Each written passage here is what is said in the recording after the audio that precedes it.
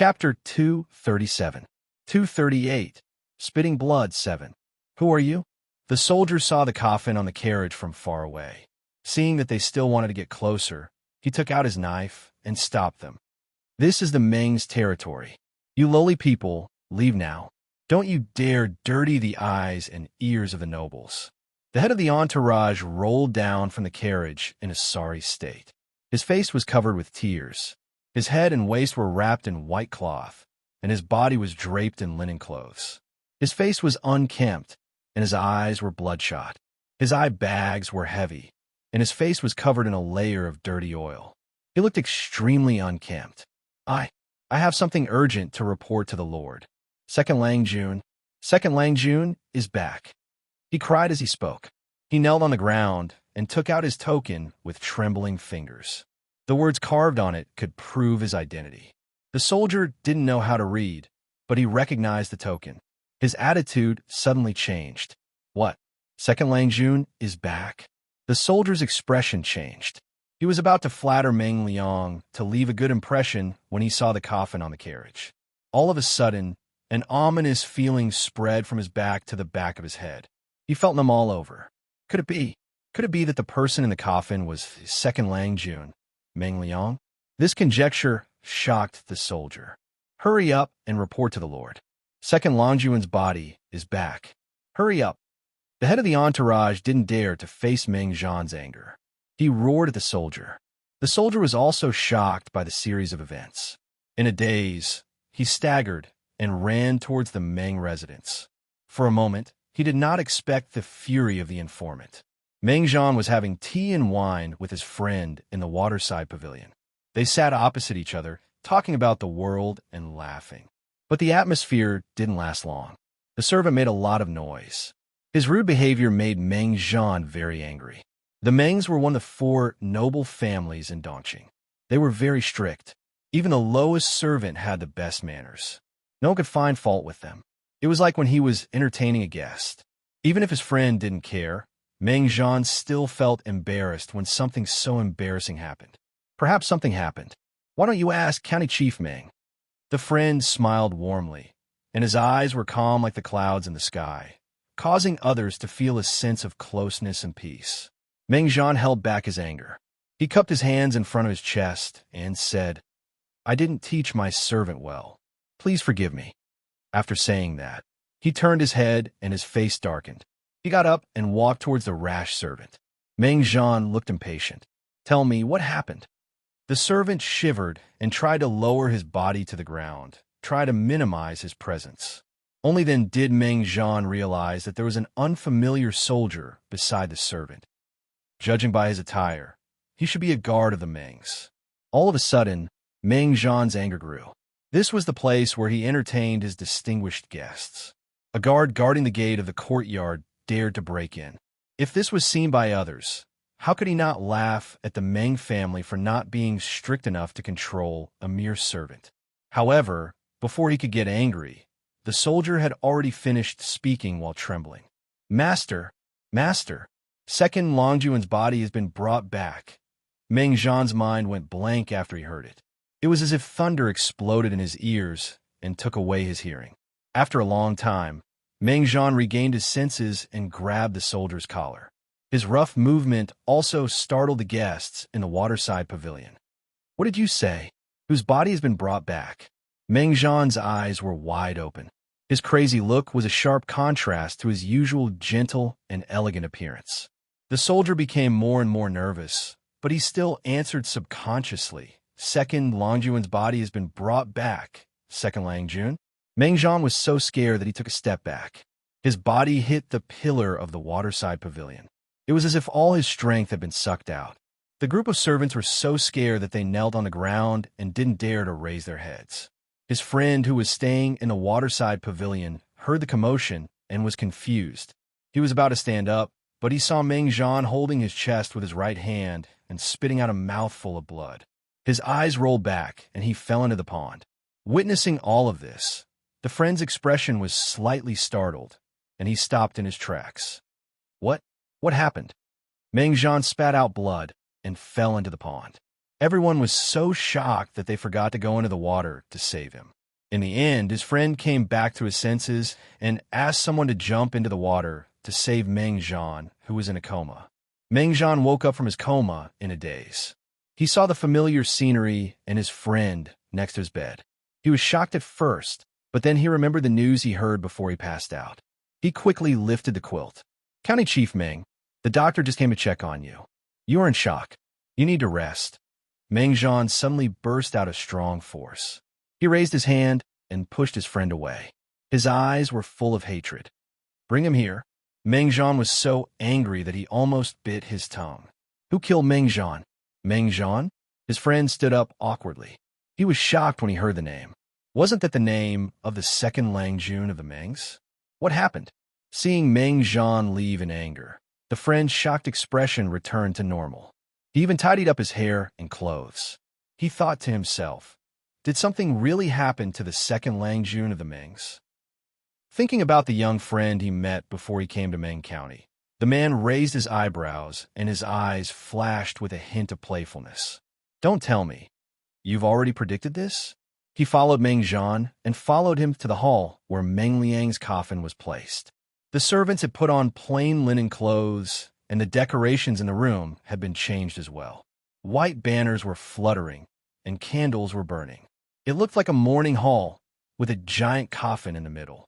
As soon as he walked in, a strong rancid smell lingered in his nose. Meng Zhan lost his composure and pushed open the lid of the coffin. The body inside was already rotten and covered with maggots. Meng Liang had been dead for almost 3 months, and the weather was getting hotter and hotter. There was no place to replenish the ice along the way, so the body could not be preserved. It was normal for maggots to grow. However, the more it was like this, the greater the blow to Meng Zhan. Even though he didn't believe that the person in the coffin was his son, he could still see the outline of Meng Liang from the maggot-covered face. This was his son. Seeing this, Meng Zhan's throat hurt again. Blood spilled out from the corner of his mouth. This scene caused everyone to be shocked again and again. The friend secretly raised his eyebrows. As he was about to leave, there was a fragrant wind. He saw a lady in luxurious clothes lying on the coffin, crying. She looked like a pear blossom in the rain. It was a pitiful sight. However, with such thick makeup on her face, it was impressive that she didn't make a mess of her face when she cried. The friend thought to himself. He then heard the lady call the second Lang Jun in the coffin as her son.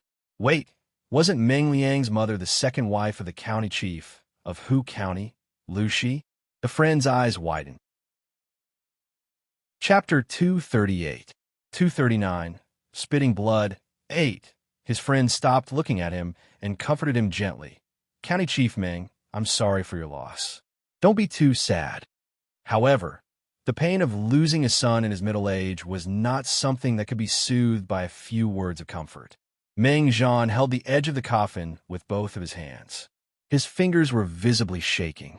Because he was using too much strength, the tips of his fingers had turned white. Seeing his veins bulging and his face dark, his friend didn't say anything else. He just sighed and stepped aside. Obviously, Meng Zhan didn't need someone else to comfort him. He needed a quiet place where he could calm down and recover from the sudden shock. However, Meng Zhan didn't want to be alone. He just wanted to figure out why Meng Liang died. His son was fine. Even though he had some small problems and made some mistakes, so what? The Mengs had been a prominent family since the founding of the previous dynasty.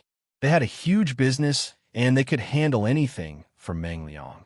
If he had known this would happen when he sent him to Shangjing, he would have shouldered all the pressure and protected him under his wings. Now, he was on the road to hell at such a young age. As an old father, he had to watch his son die before him. Meng Zhan was a man after all. He was stronger than his crying concubine. After spitting blood a few times, he managed to regain some of his sanity. "Bring him here. I want to ask, just who is so daring that he actually dared to be so ruthless towards little Ro?" Meng Zhan's eyes turned red and blue veins popped up on his forehead. He didn't look like the gentle and gentle man he used to be. He looked like he had aged 20 years. His friends didn't know whether to leave or stay. They could only put on a serious face and lower their own sense of existence. Not long after, The head of the entourage knelt down in front of Meng Liang's coffin. His stubbled face was covered with tears. The one who killed Second Lang Jun was the thief, Meng Hun. He lied to the master. The head of the entourage was anxious. Fear was lingering in his brain. He thought Meng Zhan would stand up and cut his head off in the next second. Meng Zhan smiled coldly. He looked vicious and ferocious. Tell me everything. Meng Han, his friend frowned. It was the first time he had seen Meng Zhan's expression other than a warm smile. Meng Zhan's whole body was filled with hostility, which made people uncomfortable. But considering that Meng Zhan had just lost his beloved son, it was not too much. The head of the entourage secretly clenched his fists. Whether he could keep his life or not depended on this. After gathering his emotions, the head of the entourage told the story that he had been preparing for over a month. He tried to focus on Meng Hun's treachery and exaggerate the scene when he found the body. He portrayed himself as a loyal man, but the enemy was too cunning. He had no choice but to take back Meng Liang's body. Master, you must help Second Lang Jun. The head of the entourage was crying on the ground. Tears and mucus were running down his face. Normally, Meng Zhan would have kicked him in the chest, but this time, it was a good chance for him to save his life. Well, I got Second Lang Jun's body back. I found out that Second Lang Jun, he was bled to death. The head of the entourage was lying on the ground. Meng Zhan felt another sharp pain in his chest. His right hand clutched the clothes on the left side of his chest. He clenched his teeth, and his lips turned blue. Seeing that he was about to pass out again, Meng Zhan pulled himself together with his extraordinary willpower. His eyes were extremely cold. You said, Second Lang Jun was bled to death by Meng Hun? These words were squeezed out through gritted teeth. No wonder Shang. Er's body was purple. Even though part of it was rotten, the body was still weirder than a normal person's. Yes, the head of the entourage nodded with difficulty. Tears streamed down his face. I failed to protect Second Lang Jun. Master, please allow me to avenge him. When I get my revenge, I will kill myself. I will protect Second Lang Jun in the afterlife. Meng Zhan's chest was rising and falling rapidly. His beloved concubine had already held him and helped him breathe. After a long time, so long that the head of the entourage thought he was going to die, Meng Zhan's cold and arrogant voice came into his ears. Forget it. If Shang knew you were so loyal, he would be happy. Meng Zhan said it unwillingly. He glanced at his friend and said stiffly, I must avenge Shang. I am the son of the Mengs. The name of the Mengs in Sangzhou is not something a traitor can humiliate. If I don't kill him, I am not a man. At that moment, the head of the entourage seemed to remember something. He thought Meng Zhan's hatred could burn even more. After all, he was Meng Zhan's subordinate. The head of the entourage knew Meng Zhan's character very well. The reason why he could stay calm and spare Meng Zhan's death sentence was because he was worried that there were other people around. He couldn't reveal his true nature. If his friend left after paying his condolences, Meng Zhan would be doomed. So, the head of the entourage played a trick. With a sorrowful expression, he took out a coarse blue cloth from his bosom and untied it. Meng Zhan took a deep breath and forced himself to calm down. He asked, What is this? The head of the entourage answered, This is the evidence that the traitor humiliated the Mengs and fooled us. Meng Zhan grabbed it and read every roll of coarse cloth carefully. The more he read, the more his hands trembled. In the end, he unfolded the largest piece of coarse cloth. The calligraphy on it was written in blood. It had already solidified and darkened. It emitted a pungent smell. Meng Zhan's beloved concubine wanted to go closer to read it, but she was choked by the smell. Those who break their promises are the dogs of the Mengs. Meng Zhan's face turned green as he read the beginning. It was as if someone had slapped him 100 times. The Mengs want to use me as a scapegoat to humiliate my wife and daughter. They will be humiliated even after they die. Meng Zhan's heart sank. He couldn't believe that Meng Hun, who was only a martial artist, could see through his real intention. His hands were still shaking as he unfolded the coarse cloth. He hurried to continue reading. If you want to do this to me, don't blame me for being ruthless. If Meng Zhan doesn't die, how can I face the consequences? Meng Zhan's heart ached. The blue veins on his forehead bulged. His head hurt so much that the world seemed to be shaking. Puff! He spat out another mouthful of blood. Meng Zhan's face was pale, and he fell to the ground. The coarse cloth fell to the ground. In just one day, he had spat out blood several times. His life was short because of the damage to his foundation. Chapter 239. 240. The Grain Store Dispute. 1. I thank you on behalf of my husband. Meng Zhan's friend quietly stepped away to avoid Meng Zhan's concubine's bow. Not to mention anything else, but based on the gossip he heard, he felt that the Mengs did not live up to its reputation. He had never heard of the Mengs using a concubine to pretend to be the legitimate son. He didn't want to get involved in this mess. Chief Meng needs to rest after this incident. You can't get angry again in case it hurts your foundation. Before the medical officer could step out of the main street where the Meng residence was located, he was hurriedly called back. He wrote a new prescription and gave a few instructions. His friend took the chance to leave. He was worried that he would hear another scandal if he stayed any longer. Meng Liang died. Everyone in the Meng's family mourned. They wore plain linen clothes. The Meng's army was also ordered to mourn for the second Lang Jun. Meng Zhan's action was met with a lot of resistance. He was scolded by several elders. Who was Meng Liang? A son of the first wife who was not even 20 years old. To the public, he was the son of the first wife. However, some of the elders who had heard the rumors knew that Meng Liang's identity was different. His identity as the son of the first wife was still a question mark. It was not like the Meng family was so short of people that Meng Liang was the only one. There were still many candidates for the Meng family. A son of the first wife died, and the entire Meng's army mourned for him. Who did he think he was?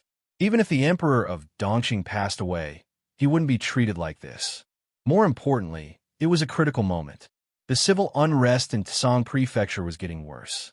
Mobs were everywhere. The Meng's army needed to clean up their colleagues. They didn't have time to mourn for a young boy. Speaking of which, Meng Liang was the source of the civil unrest. If it weren't for the fact that the boy was too much of a bastard and made the people angry, the Mengs wouldn't be in such an awkward situation. It was better for him to die. He didn't have a good background anyway.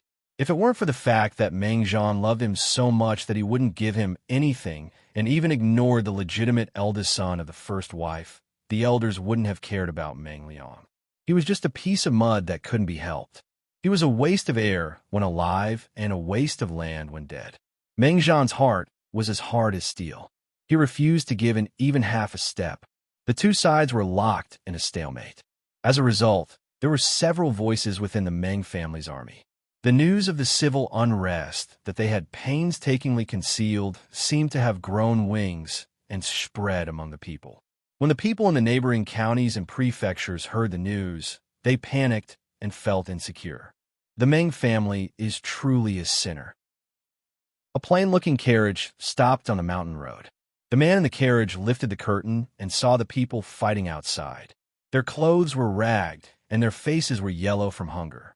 It was a scene of chaos. The man sighed in his heart and put down the hand that lifted the curtain. Judging from his appearance, he wasn't the man who was a guest at the Meng residence. At this moment, the guard outside asked him in a low voice, "Master, should we return to Shangjing first, or—" The guard's voice was filled with concern and nervousness. There were only 11 of them, including the man. With such a small group of people, if they encountered a large wave of rioters, they could not guarantee the safety of the man in the carriage. The longer they stayed, the more dangerous it would be. The man went silent for a moment before he said abruptly, "No, let's go to Langia." He had some doubts and was eager to seek confirmation from his young friend. The guard did not even think about it.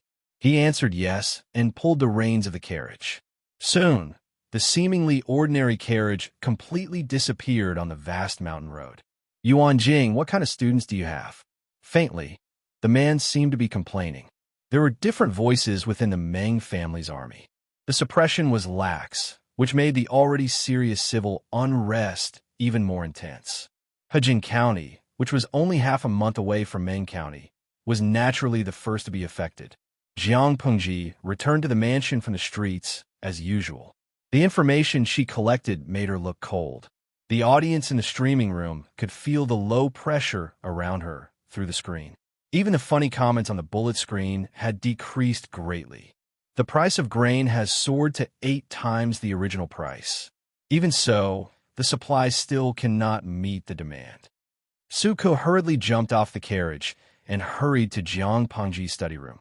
He knelt in front of her and said, "Lang Jun, it's time for us to take action. When the price of grain skyrocketed, it would be difficult for them to lower the price. By then, they would have to face the resistance of all the grain merchants in Hejin County. The grain merchants were supported by the gentry clans. They were not afraid of 1 or 2 of them, but it would be hard to say if they joined forces. No hurry." Jiang Pengji was expressionless. She seemed to be deep in thought, which made Suka so anxious that he almost couldn't speak. It was not the time to act aloof. "Let me ask you, have you found any refugees from the nearby counties?" Jiang Pengji asked. "Not near Hejin County, but there are many in Zisong County." Zisong County was near Hejin County, which was closer to Meng County in Song Prefecture. If there were refugees, they would be the first to appear. "I got it." Jiang Pengji pounded her palms and said, "Tell the grain stores to put out the signboards and try to spread it throughout Hejin County.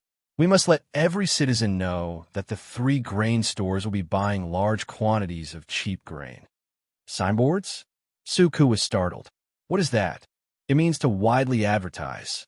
Hire 30 to 50 children or hooligans who are familiar with the roads nearby.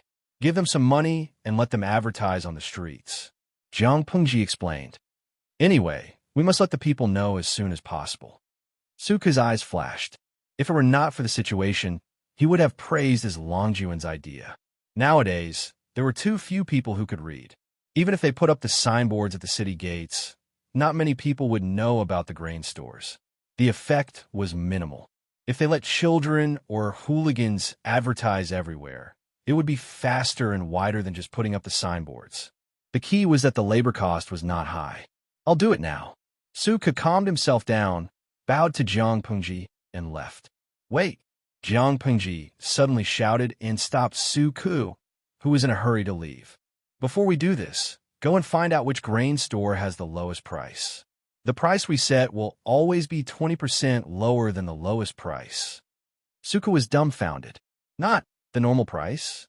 Jiang Pengji snorted and said, "We just need to be kinder than the black-hearted merchants. We are good people, understand?" Suka was still dumbfounded. It was different from what he had imagined. "Don't worry, the price will not go on," Jiang Pengji said calmly. "Our price will only be 20% lower than the other grain stores. If they want to compete, they will naturally lower their price. Then we will lower it by 20%. Chapter 240. When Jiang Pengji started to take measures, the price of grain had already soared to more than 9 times the price in peacetime. The aristocratic families had their own granaries, so they didn't have to worry about food and drink. Instead, they could take advantage of this opportunity to sell off the old grain stored in the granary at a high price. On the contrary, the common people had little savings, and their families were about to starve to death. However, the price of grain was rising fiercely. Many people were worried about it. Many women were pacing back and forth in front of the grain stores, waiting for the grain to be cheaper.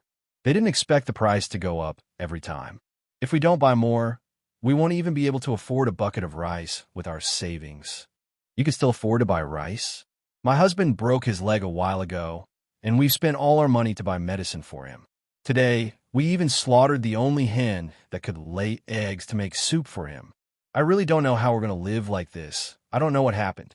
Why is the grain so expensive? If this goes on, the kids at home will have to go hungry." Even if they were hardworking and capable, they had no money and no grain at home. Their families would have to go hungry. The grain store was not a charity. How could the price be lowered just because they were poor? The world is getting more and more difficult every day. A woman sighed and said, "A while ago, I was helping to wash the dishes in the tea house at the entrance of the city to earn some pocket money. I heard some soldiers talking about it. It seems that there's a big mess in some county in Sangzhou. It is close to Hejin County. The proximity meant that the flames of war could reach here, and it also meant that countless refugees who had left their homes would flee here. Which family wouldn't tremble in fear when they heard about the war? If their strong young men were conscripted into the army, they might not be able to come back. As for the refugees, if people were in that state, what wouldn't they do besides burning, killing, and looting? Maybe it would be even crueler than robbing people. Many women trembled just thinking about it. At least they had some savings at home, so they could buy grain from the grain store. The other poorer families could only dig weeds in the mountains and peel bark from trees. The food they ate was not even as good as the old sows in their pigsty. Should we go to other grain stores? Maybe there are cheaper ones. A woman in a dark linen robe hesitantly held a basket and looked at the grain store not far away. There were many grain stores in the city. After comparing 3 stores, there was bound to be one that was cheaper. If I had known that this would happen, I would have gone to buy them a long time ago. I thought that it was expensive back then, but who could have known that the price of grain would only get higher by the day? That's right. In the past, my husband thought that I was short-sighted and that the weather was good this year, so the food would be cheaper than before. He thought that I would wait a few more days. But now it's so much more expensive. I don't know how I'm going to survive. The women walked together, holding each other's hand, chatting with each other. At this moment, a child wearing patched clothes ran over from the corner of the street, laughing and shouting loudly. A woman raised her hand to stop the child and asked carefully, "Hey, what did you just say?" It seemed that this was not the first time the child had been stopped. He answered in a loud voice very naturally. "The grain shop in the Dogtail Alley on Vermilion Bird Street is the cheapest. It's 20% cheaper than the other shops." "How much is 20% cheaper?" The child shook his head. "I don't know. The owner of the grain shop said that it's 20% cheaper. After all, he was just a child." Suka knew that children could not remember the price of grain, so he simply asked them to remember the shortest advertisement. The women looked at each other in confusion. Should we go and take a look? They could save as much as they could, even if they had to go around half of the city. Let's go and take a look. It's not far from here. After a few words, the women had decided where to go. To attract more customers, Jiang Pengji had divided the area where the 3 grain shops were located into 3 parts. With the grain store's location as the center, the mobile advertisements in this area would focus on the grain store. When the women arrived, there was already a long queue in front of the grain shop. Listening to the people's discussion, the price of grain was still high, but it was indeed much cheaper than the other grain shops they had seen before. Well, there are no good things if they are cheap. Could it be that the grain they are selling has bugs or something else? With their sharp ears, they could hear the discussion from the crowd. Immediately, someone jumped out and said, "Someone bought 2 buckets of grain. I have seen it. It's white and good." There was more than one person who was worried about the quality of the grain in the grain shop. Hearing that, he became even more worried. That's strange. Others are raising the price, but they are lowering the price. Isn't it said that merchants are black-hearted? A man who was queuing up to buy food couldn't take it anymore and shouted, "What do you know? Don't you know who the owner of the grain shop is? It's the famous Hu County chief. I heard that Hu County has so much grain that it can rot on the ground. So what if it's cheap? Don't buy it if you don't like it." "Hey, why are you so blunt?" "How would I know that the owner of the grain shop is Lu Shi?" Ordinary people might not have heard of Lu Shi, but when Hu County chief was mentioned, their first impression was that he was rich, had grain, and had a good heart. With the promotion of the advertisements, the queue in front of the grain shop became longer and longer. Many people who came late were worried that they would not be able to buy grain. At that moment, the manager of the grain shop stood out and bowed to the crowd, saying that the store had enough grain. Outside the crowd, Jiang Pengji and Suku were sitting in the carriage. Suka looked at the crowd and felt worried. There were so many people buying grain. He was worried that the store would not have enough grain. The effect of the advertisements was beyond his expectation. The queue was still growing. Jiang Pengji could see his worry at first glance. She said calmly, "For the people, the price of grain is still too high. Most of them are just watching and won't buy in large quantities. So, our store of grain will definitely last. By the way, have you prepared the people I asked you to prepare?" Suka cupped his hands and said, "Lang Jun, I have arranged everything. Good. When there are more and more people watching, you can ask them to leave. Jiang Pengji's purpose was to suppress the grain price, not to sell the few thousand dawn of grain at the high price. Not only did she ask Su Ku to hire children and hooligans to act as mobile advertisements for the grain stores, but she also asked him to prepare a few people. These people were not to fool the people who bought the grain, but to sway the shopkeepers of other grain stores. Jiang Pengji started the price war. On the first day, she created the illusion that there was no limit to the grain store. Naturally, the other grain shops would be nervous. Chapter 241. To improve competitiveness, one had to start with the products themselves, the service attitude, or the price. Nowadays, people just wanted to survive. High-quality services were meaningless. What mattered most was to feed themselves with the least amount of money. Therefore, if other grain stores wanted to compete with Jiang Pengji, they had to lower their prices. Once they lowered their prices, Jiang Pengji would achieve her goal. The price war was always a trap. The party who had the upper hand would fight harder and harder. Those who tried to imitate her could only be led by the nose. Not to mention, her main goal was not to make money. If they tried to compete with her, they would definitely be cheated. The few pawns he had prepared were actually just pawns to confuse the grain shops. Yes, Su Ku answered. Jiang Pengji put down the curtain and looked serious. She suddenly asked him, "Who do you think is responsible for this mess?" Su Ku the blame? Whose fault? Jiang Pengji asked again. It seemed that Su Ku did not understand the meaning of the word blame. Su Ku thought about it seriously and looked serious. After all, it was a test given by his Langjun. If he performed poorly, it would affect his position in her heart. The time they spent together was enough for Su Ku to understand one thing. Langjun did not look at other people's conditions, only at their abilities. If he was incompetent in her heart, he would not be put in an important position in the future. However, Langjun's question was too broad. Su Ku could not answer it. Is this question hard to answer? Jiang Pengji asked. Su Ku quickly said, I am incompetent, but I have some opinions about this question. On the surface, it should be the Mengs and Sangzhou that caused the people in Hejian to worry about their livelihood. But after thinking about it carefully, I think it should be more than that. Jiang Pengji did not agree or disagree. She continued to ask, anything else? Su Ku gathered his courage and answered, maybe it's the problem of the aristocratic families. Jiang Pengji's gaze drifted to Su Ku's face. The audience in the streaming room could clearly see Su Ku's stiff expression.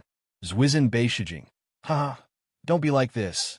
You are scaring the young Su Ku. Steak, shredded pork, fine noodles. But Su Ku is really digging his own grave. The streamer's current identity is that of an aristocratic family. To say that all of this is the fault of an aristocratic family in front of an aristocratic family is simply asking for a beating. Lao CG Liemeng, hashtag propping chin. That's not right. The streamer doesn't like aristocratic families, okay? This answer is too broad. It's a universal answer, but what I want to know is more detailed inside information. Jiang Pengji wasn't angry because of Su Ku's offense. She was just not satisfied with his answer. Su Ku stood rooted to the ground in a daze. This question is indeed a bit difficult for you. Why don't you think about why the food supply is increasing so rapidly? Why couldn't the government take measures to protect the interests of the people? It had increased by 9 times. The few grain shops seemed to have discussed this beforehand. They raised the prices as they pleased, filling their money bags, but forcing countless people to starve. Su Ku said embarrassedly, most of the grain shops are under the name of the aristocratic families. They have a lot of food, and the government doesn't have such laws. More importantly, most of the officials were from those aristocratic families. Would they deliberately make life difficult for their families? Jiang Pengji didn't look happy. Even though she had achieved some results in suppressing the food price, she still wasn't in a good mood. If she wasn't in a good mood, the others wouldn't either. With that in mind, she was determined to occupy the grain market in Hejian County for the next 2 months. If you were the chief of Hejian County and you wanted to save the people, what would you do? Jiang Pengji threw another question to him. Su Ku complained in his heart. Who didn't know that the chief of Hijian County was just a mascot? He didn't have any power or influence. He only had a title, which couldn't suppress the rampant aristocratic families. Even if he had a bodhisattva's heart, he could only be indifferent when he was in that position. However, Suka wasn't an ordinary person. After thinking hard, he came up with a very bold idea. His Langjun always did not play by the rules. His thinking was even more unconstrained and unrestrained. Since that was the case, why didn't he change his way of thinking? Maybe he could get a different answer. Suka had a flash of inspiration. He had an idea. If I am the chief of Hijian County, I have no power or influence. I only have the title of the chief. I can't stop the soaring food price. If that's the case, why don't I encourage the grain merchants to continue to raise the price? The higher the better. Jiang Pengji's eyes lit up. She had a faint smile on her lips. The audience in the live streaming room was confused. Didn't you say you wanted to suppress the food price? Why did the host agree with Su Ke's answer? Lao Si Julianming. I think I understand Su Ke's idea. To encourage the price of food to skyrocket, he secretly sent people to the neighboring counties to promote the food and encourage the grain merchants there to transport the food to Hijian County to sell. When the supply increased and the demand remained the same, the price would naturally decrease. Merchants pursued profits. That was a common thing, no matter what era it was. But this method can only be used once. Jiang Pengji nodded. She was very satisfied with Su Ke's answer. After all, he was a talent that she thought highly of. Jiang Pengji hoped that Su Ke could be more useful. After all, she was in dire need of manpower. Before she could find suitable people, she could only make Su Ke more useful. At the same time, Su Ke felt a chill down his spine. He had a vague premonition. There were many customers wandering in front of the other grain stores. Even if they were not going to buy, they were all potential customers. In less than half a day, all those people suddenly disappeared. It made the manager of the grain store, who was ready to make a big profit, very confused. He sent a worker to find out what was going on. Soon, he got a reply. Who is so bold? The manager of the grain store was furious. It was like stealing food from a tiger's mouth. The worker nervously told him the owner of the grain store, and then he became silent. It seemed to be a competition between grain stores, but if it was too embarrassing, the power behind each store would be involved. The worker hesitantly asked, Manager, what should we do? Tut, what else can we do? Let's leave it at that. I will go to the manor and ask the head butler. At the same time, many managers of the grain stores in Hijian County made the same decision. Grain stores could not make a lot of money, but it was difficult for them to lose money. The aristocratic families did not take it seriously at first and let the managers make the decisions. The managers thought about it and decided that it was okay to make less money. Since it was a profit anyway, they might as well lower the price to the same. Chapter 242. What is the Luz trying to do? The shopkeeper of the grain store slammed the cupboard loudly. His old face was flushed with anger, and blue veins were popping on his forehead. He was suppressing his terrible anger. Who in this world would complain about not earning enough money? There was such a good opportunity in front of him, but the Luz jumped out to mess it up. The clerk looked at the deserted store and felt embarrassed. He whispered, Shopkeeper, should we lower the price too? If they didn't lower the price, they wouldn't be able to sell their stock. Earning less was better than not earning at all. The shopkeeper of the grain store was so angry that his beard was flying. He had completely lost his rationality. However, he did not want to be led by the nose when it came to lowering the price. We can't lower the price. The shopkeeper clenched his teeth and said, According to the Luz behavior, they must have a lot of grain in their warehouse. They can afford to squander like this.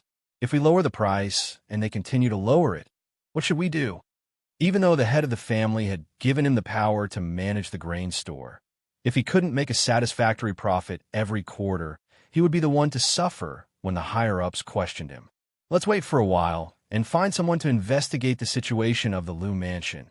The shopkeeper paced back and forth in the store with his hand behind his back. It seemed like he was going to break the tiles under his feet. The clerk asked, Should we send someone to investigate their warehouse? The shopkeeper was so angry that he almost laughed. He grinned and said, "Investigate the warehouse of the loos? You?" The clerk shook his head like a rattle drum. What a joke. The granary was a money box for the aristocratic families. It was related to their daily meals. An outsider was not only allowed to investigate the granary, but if he was caught, it would be tantamount to poisoning someone's kitchen. It would be fine if he wasn't caught, but if he was, he would completely offend the loos. The clerk scratched his head and asked the shopkeeper seriously, "Shopkeeper, I know you are the smartest. Do you have any ideas?" Looking at the clerk's flattering smile, the shopkeeper raised his hand and stroked his goatee. His eyes flashed with pride. "Come closer." The two of them whispered in each other's ears. The shop assistant's expression changed from confusion to sudden realization. He admired the shopkeeper's sophistication even more. "Great idea." The clerk patted the shopkeeper's horse. "Shopkeeper, you are so smart." "What is this?"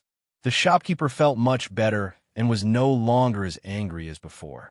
"When it comes to managing the county and the people, I naturally can't compare to County Chief Lou. But in terms of business, I'm afraid County Chief Lou is just a layman and doesn't know the ropes." If that person really understood, how could he have made such a mistake and tried in vain to keep lowering the price? A crude scheme that harmed others without benefiting himself? In business, business was business. Although County Chief Lou was talented, he was just a boorish man when it came to business. Almost no one would have thought that it was not Lou Shi's doing that the 3 grain stores of the Lou's used the method of lowering prices to win over customers. They couldn't be blamed for the misunderstanding. Who asked the former Lou Shi and the current Jiang Pengji to dislike attending poetry gatherings? Don't think that these activities were boring. In fact, it was also an important way to promote oneself.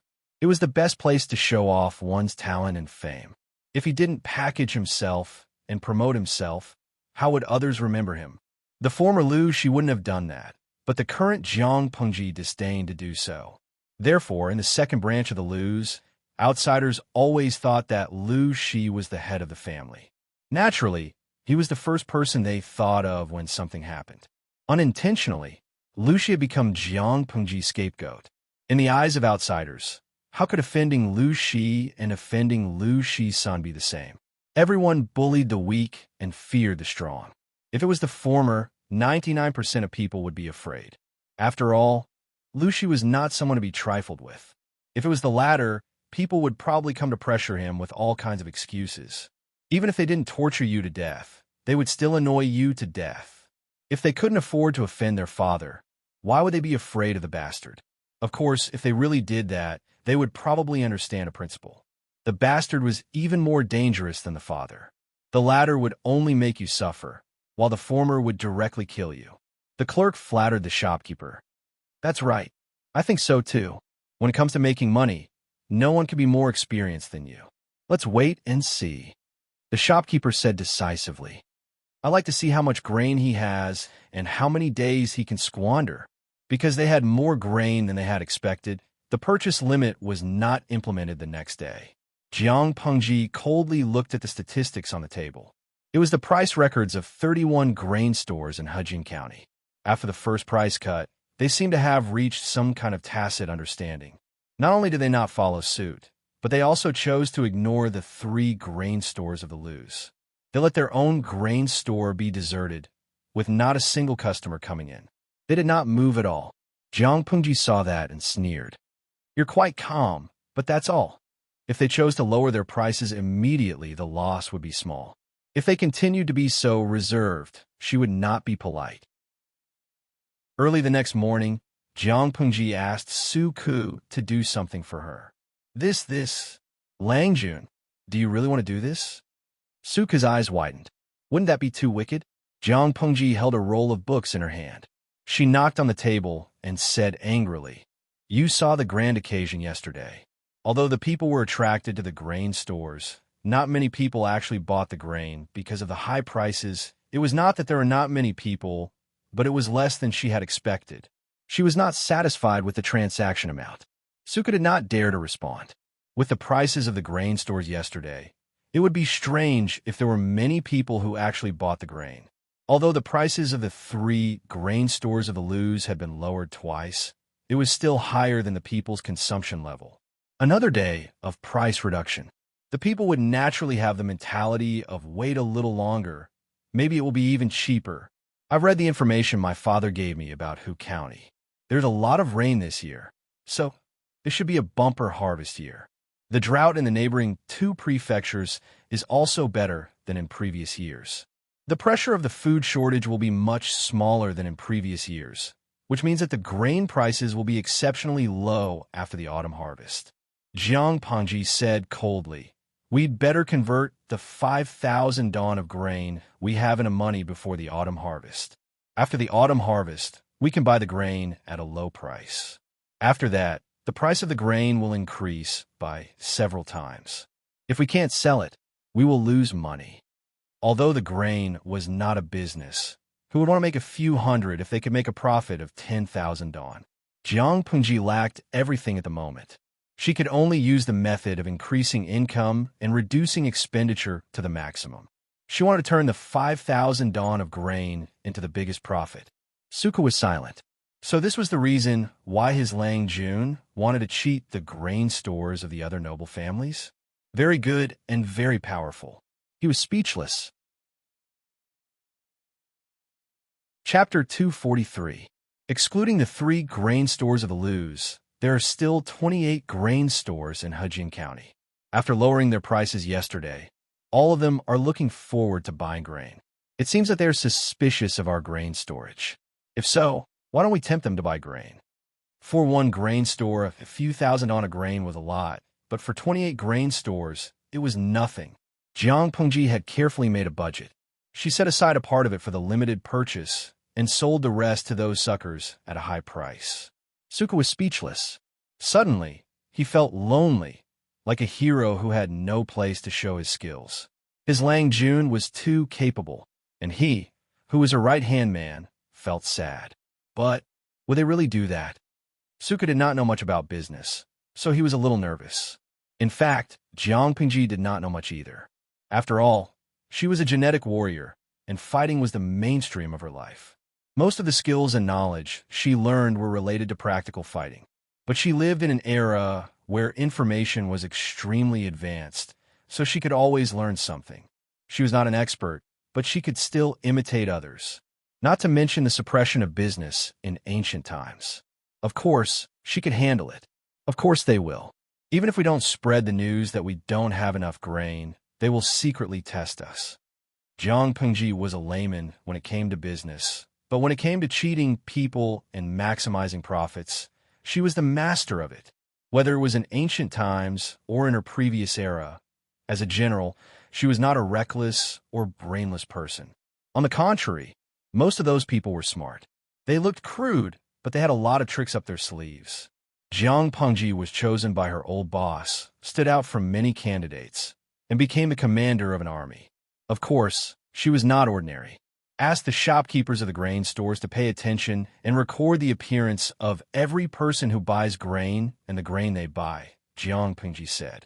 If I'm not wrong, those grain stores will send people to secretly buy grain from our grain stores to test us. She continued, what you need to do is to let your people spread the rumor, and at the same time, have the shopkeepers and workers put on a show. Put on a show? What kind of show? Of course, they would secretly say that there was not enough grain in the granary, and let the shopkeepers ask their master what they should do next. As long as the people who came to buy grain accidentally overheard it and brought it back, Jiang Pengji's goal would be achieved. Suka sighed in his heart and said, okay, I'll go and do it now. All right, go ahead. Although Suku was young, he was thorough and steady in his work. Jiang Pengji had always been at ease when she handed things over to him. Jiang Pengji's prediction was accurate. After noon, there were indeed a few people who bought a large amount of grain. One of them even bought a whole stone.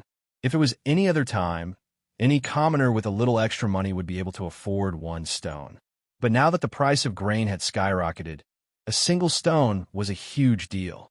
When the sun was about to set, the clerk of the Lu's grain store hurriedly ran into the store from the side door. He was so anxious that he didn't even have time to wipe his sweat. He looked at the shopkeeper in panic, as if he had something important to report but couldn't say it directly in front of the other commoners. Seeing that, the shopkeeper put down the customer he was serving and went to a corner to talk with the clerk. One could vaguely hear words like 1,900 dawn and not enough. The inside of the grain store was very noisy. There were many people buying grain everywhere. It was hard to hear their conversation unless one was paying attention.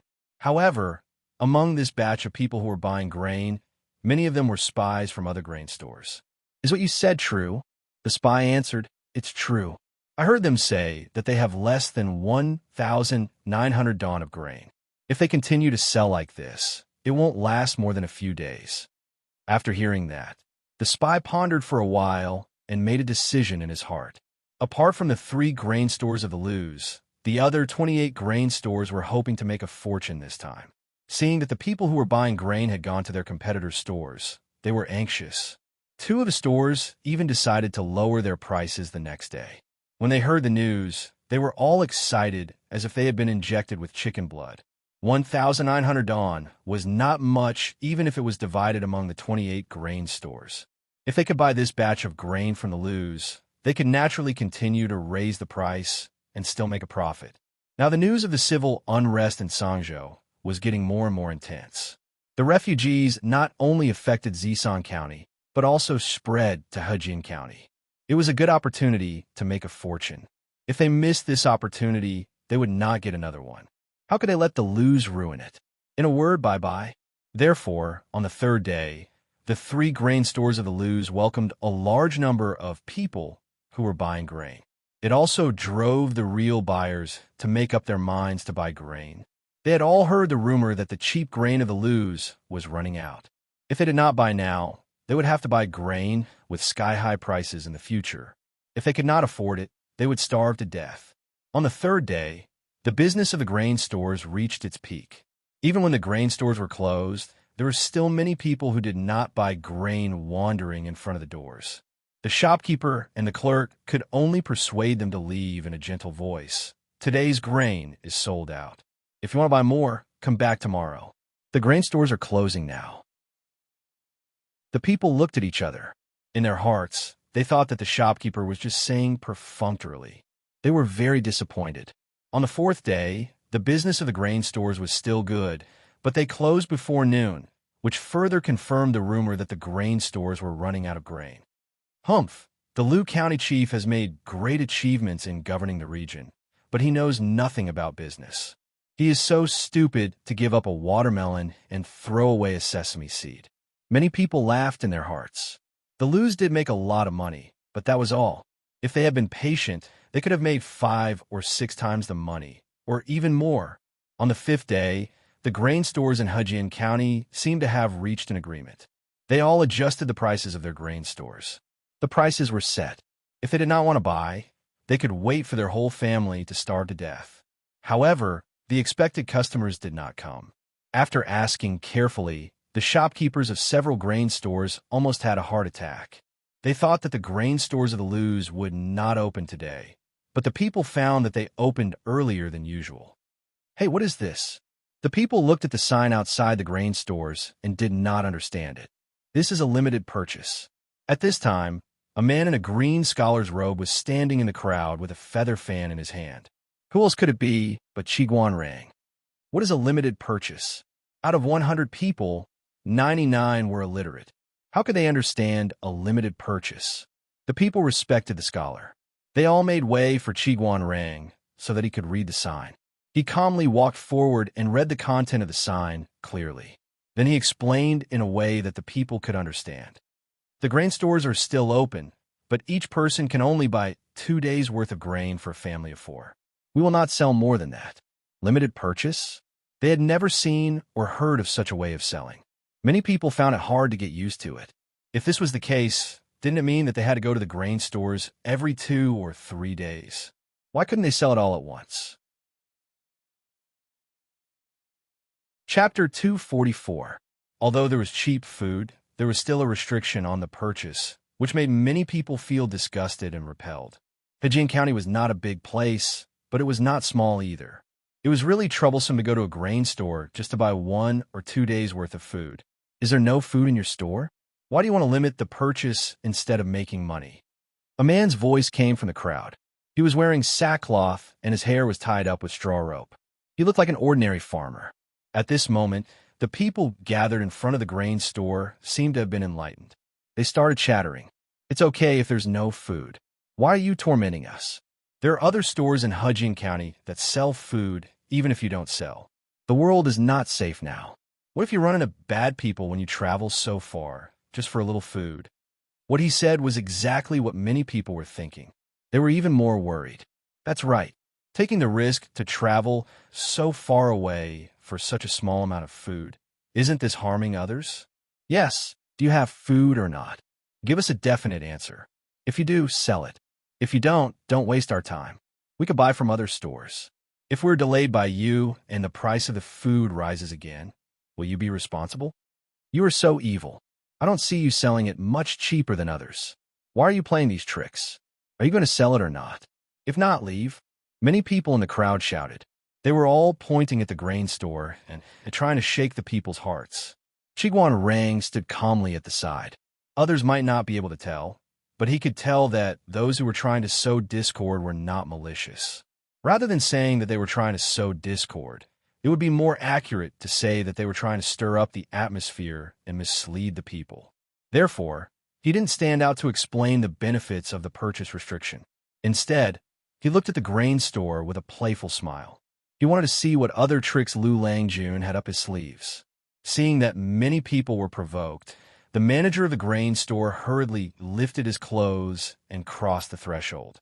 His face was full of fear. He bowed to the crowd, and the noise of the crowd finally calmed down a little. Folks, I'm running a small business. It's all thanks to your help that I can stand firm here in Hudging County. The shopkeeper was lying through his teeth, but the commoners liked to hear such flattering words. Their emotions were once again comforted. Who doesn't know how to say nice things? Do you guys have any food here? It wasn't easy for me to gather enough money to buy more. Why are you trying to limit the purchase? Are you trying to offend me on purpose? Someone in the crowd spoke up with an unreasonable attitude. The shopkeeper was so busy that his forehead was covered in hot sweat. He smiled bitterly and said, "My fellow villagers, your words are harsh. My store had originally set up this limit for the good of everyone. Why is it that in your mouth, it's looking for trouble? Of course, we have plenty of food. Then why did you set a purchase restriction? Do you still want to do business?" Before the shopkeeper could finish his words, he was interrupted by the voice again. At this time, the crowd faintly sympathized with the shopkeeper. His service attitude was quite good, and he was humble as well.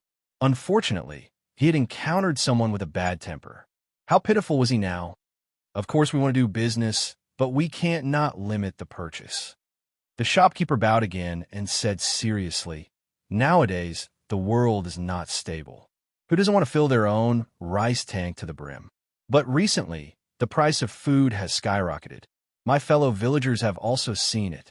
You know you're selling at a high price, but you don't know how to sell a lower price. Who are you trying to fool?" Chiguan Rang listened to the conversation between the shopkeeper and the shill and almost laughed out loud. Lu Langjun was indeed a clever person. The other party even dared to use such a despicable method. The shopkeeper patted his chest and said to the crowd, "You can't say it like that. Who doesn't want to earn money when doing business?" The crowd listened quietly. The shopkeeper had already memorized the script in his heart and spoke passionately. But business has its own rules. This kind of act of looting a burning house is not something that my store will stoop to. But why is it still marked at such a high price today? It's because we have no other choice. Everyone think about it. If my store continues to sell at a low price, will the villagers buy more? Or will the people who want to take the opportunity to make a fortune buy more? Yesterday, my store and the other two stores sold a total of 2,000 dong. Sold for 2,000 dong? This business was not bad. Since there was so much surplus, why didn't they sell it or limit the purchase? Everyone was confused, but some people already understood what was going on. They guessed that the 2,000 dong were most likely bought by those who wanted to store food and not by the people who really needed it. If we continue to sell at this rate, in less than 7 or 8 days, our store's granary will be emptied. The shopkeeper's words sounded weak. Not to mention 7 or 8 days. They probably wouldn't even last for 2 or 3 days. The owner of the store thought about it and came up with the idea of limiting the purchase so that the people who really need it can buy it. After limiting the purchase, the price will be lower than it is now. No matter how many flowery words there were, they couldn't beat the phrase, after limiting the purchase, the price will be lower than it is now.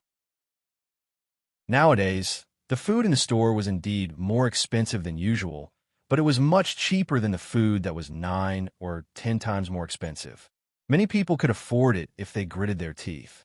With that, many people's hearts began to waver and they started to lean towards the store. The shopkeeper took the opportunity to add fuel to the fire and said in a clear voice, "My fellow villagers, although the world is difficult, with the blessings of God, we should have a small harvest this year. In another 2 or 3 months, you should start preparing for the autumn harvest. By then, the food will have recovered and you won't have to worry about starvation." To be honest, the store doesn't make much money by limiting purchases. But if everyone can survive until then, earning less money doesn't matter. At the very least, they would feel at ease. Don't you think that's the case? Business is business, and business has its own principles. Qiguan Rang raised the feather fan in his hand to cover the smile on his face. Lu Longjuan's move was really beautiful. If it were anyone else, they would have been tortured to death by the restriction on the purchase. After all, this move had affected the interests of many people. Unfortunately, Lu Langjun was of noble birth. He was the only legitimate son of the second branch of the Lu family. As long as Lu Shi didn't fall, the gentry in Hejian County would be afraid of him. The restriction on the purchase made many black-hearted merchants eager to make a fortune.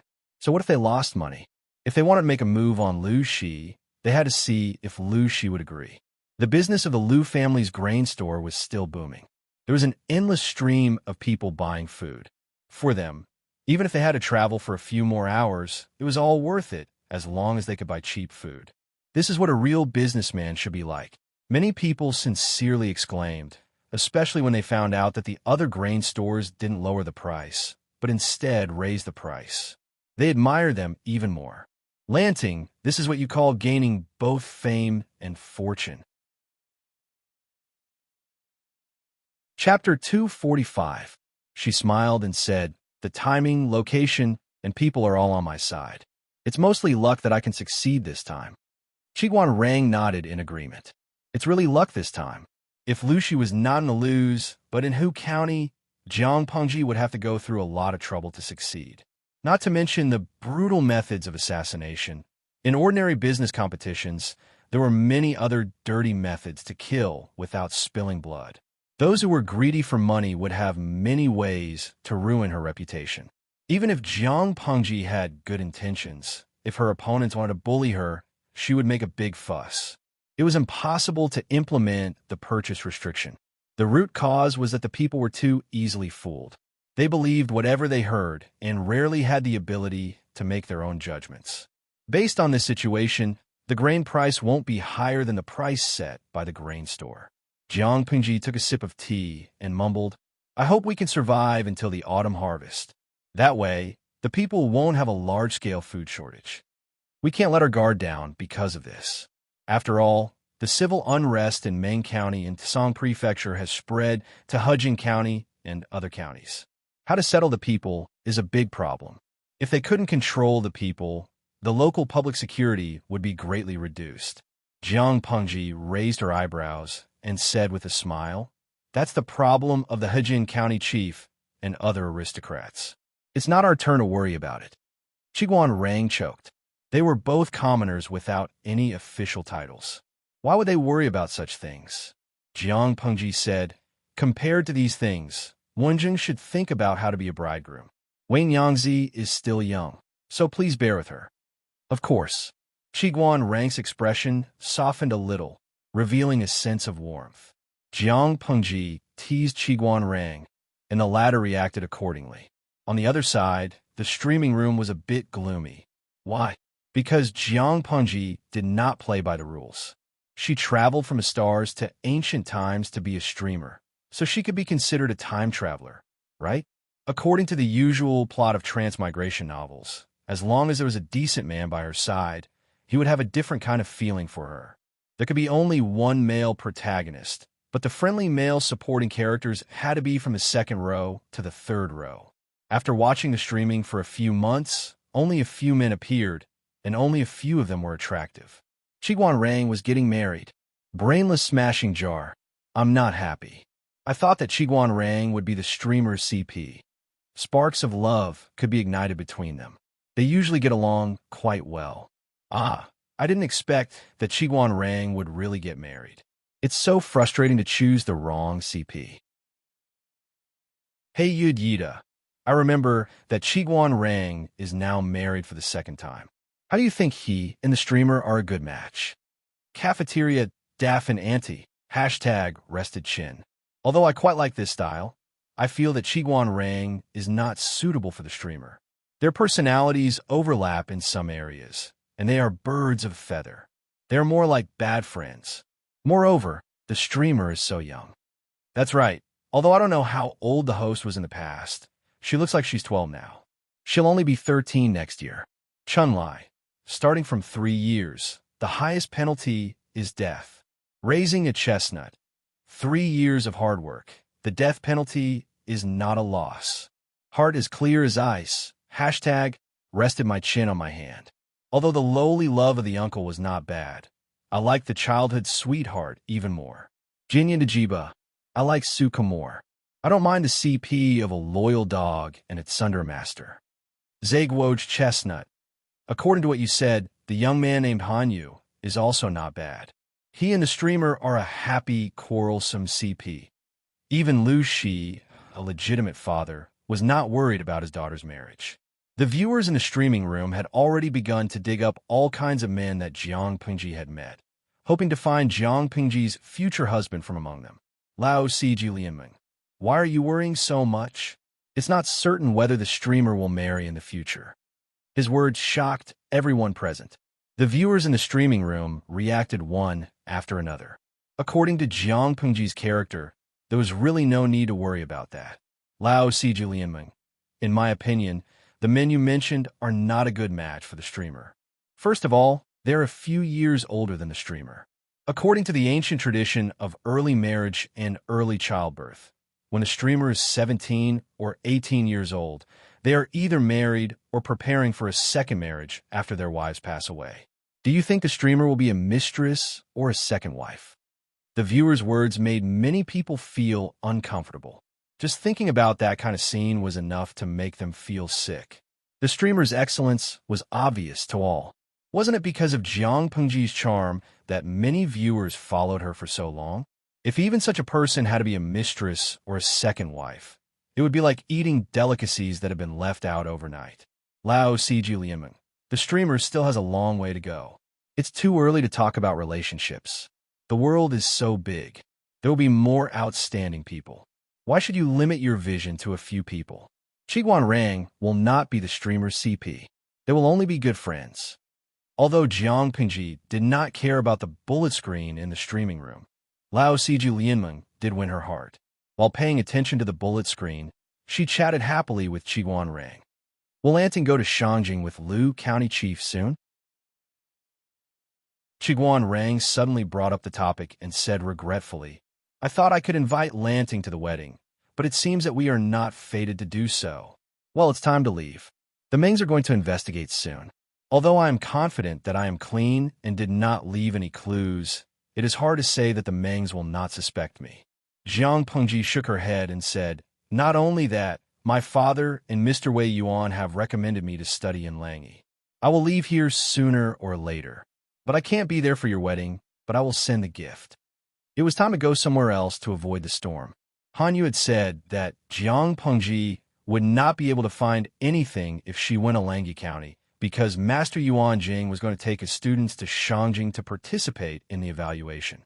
Lu Shi was the general evaluation officer of this year.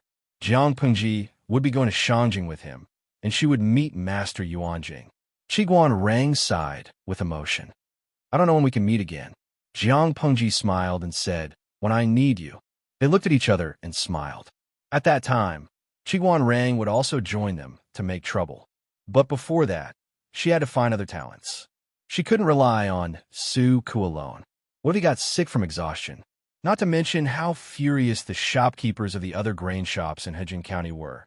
After some publicity, the price of grain in Hejian County had gradually stabilized. Although it was still more expensive than usual, ordinary people could still afford it, and their families would not starve to death. Chapter 246. My husband has just come back from the court meeting. How did he become like this? Feng Jin's mother heard from the servants that her husband Feng Run had come back from the court meeting, so she hurried out of the main room to welcome him. With just one glance, she found that her husband was reprimanded in the court meeting, and she felt sorry for him. If he was not reprimanded, how could a neatly dressed husband come back from the court meeting with tea stains on his forehead? There has been civil unrest in Meng County in Sangzhou since a few months ago. Now that a letter has been sent to the palace, it is no wonder that the emperor is not angry. Feng Rin said carelessly. He took the handkerchief from his wife and wiped his face. He sighed and said, now the civil unrest is uncontrollable, and it has spread to the counties near Sangzhou. People are homeless and bandits are everywhere. The 3 tribes of the northern borderline are demanding an exorbitant price. Of course, the emperor wants to vent his anger. Madame Feng looked serious and said angrily, my husband is the head of the secretariat, but the emperor doesn't even give him face. If this gets out, how can he deter the other officials in the future? Not to mention the civil unrest of the Meng family in Sangzhou. Those who are not deaf or blind would know something about it. Isn't it his own fault that the emperor only got the letter now? He just wants to vent his anger on my husband. Feng Rin snorted. He did not like what the emperor was doing at the moment. However, his wife had a bad temper, and she was so protective of him. He felt warm in his heart. He could not help but raise his hand to hold Madame Feng's delicate and soft hands. I'm fine. Madam, please don't get angry so easily. Anger hurts the liver. I'm worried about you. Madame Feng glanced at Feng Run and said angrily, you are going to have a family and a career. You are so old, and you are still so improper. It has been so many years, but you are still so shy. It makes me look bad. Feng Run smiled gently, and the couple went back to the main courtyard hand in hand. Madame Feng asked the servants to prepare hot soup so that Feng Run could take a comfortable bath and change into a clean spring shirt. Alas, even so, Feng Rin sat in front of the table. His wife was holding an embroidery rod and was carefully embroidering a black plum blossom picture. Your behavior has indeed disappointed many officials. They're always having fun in Shangyang Palace and don't care about the outside world. Which emperor did not want to wield the power of the world and lie on the knees of beauties when drunk? Now, the emperor of Dongqing had been practicing the latter. Shangyang Palace was a real harem with 3,000 beauties. His Majesty had also issued a palace order that all the women in the palace were not allowed to wear underwear so that he could have fun at any time. Every time Feng Rin entered the palace, he did not dare to take a second look for fear that he would see something unsightly. If that was the case, it would have been fine, but the emperor just had to like to go to the homes of his ministers for a short visit. Who knew how many wives of his ministers had been fooled by him? It was absurd beyond compare.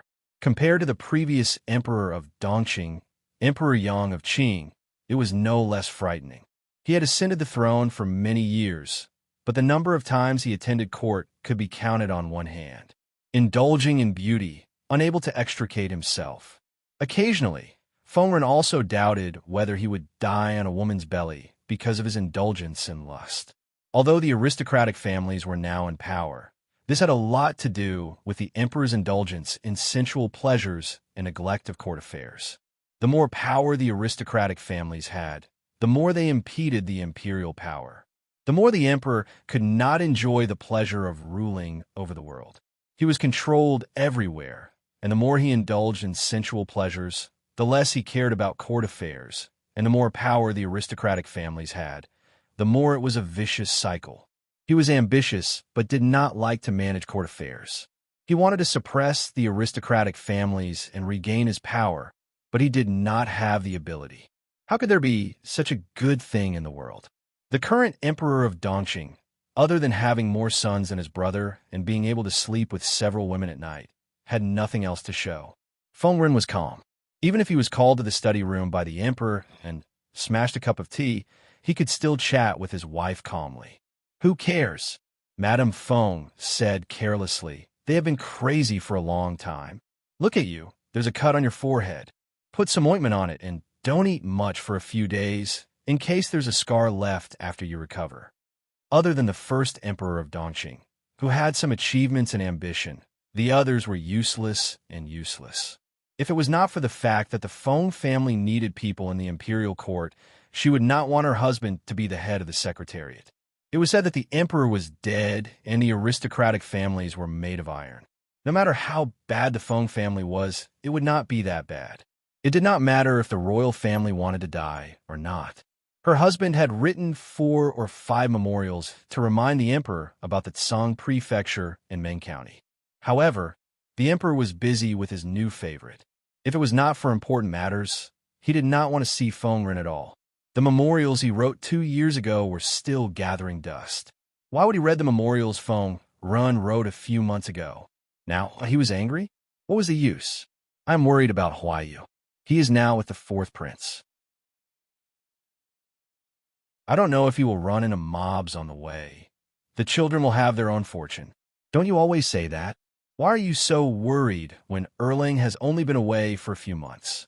Madame Feng put the embroidery cloth beside her and took out a sealed letter from the table. Huayu, you care too little about him. He took the letter and saw that it was written by Lu Shi. Feng Ren said. He only found out about Feng Jin's situation a few years ago. At that time, Feng Jin's character had already formed. He wanted to correct it, but was afraid that it would backfire.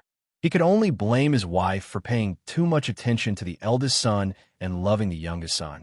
They neglected the second son. Erlang is already at the age to start a family. Why are you more worried than me? What did Lu Feng write? Feng Ren read quickly. He lowered his eyebrows and smiled.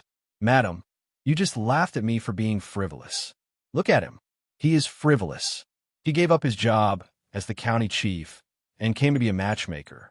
Madame Feng did not avoid the topic. She picked up the letter and read it carefully. She had an idea. I have never heard of this lady from the Wei family. Feng Jin's brother had been engaged, and it was his turn now. So Madame Feng had been looking for suitable ladies for the past 6 months. She was hesitating. I don't know what her temperament is. You can find out if you check. I'm afraid that the lady that Lu Shi likes is not too bad.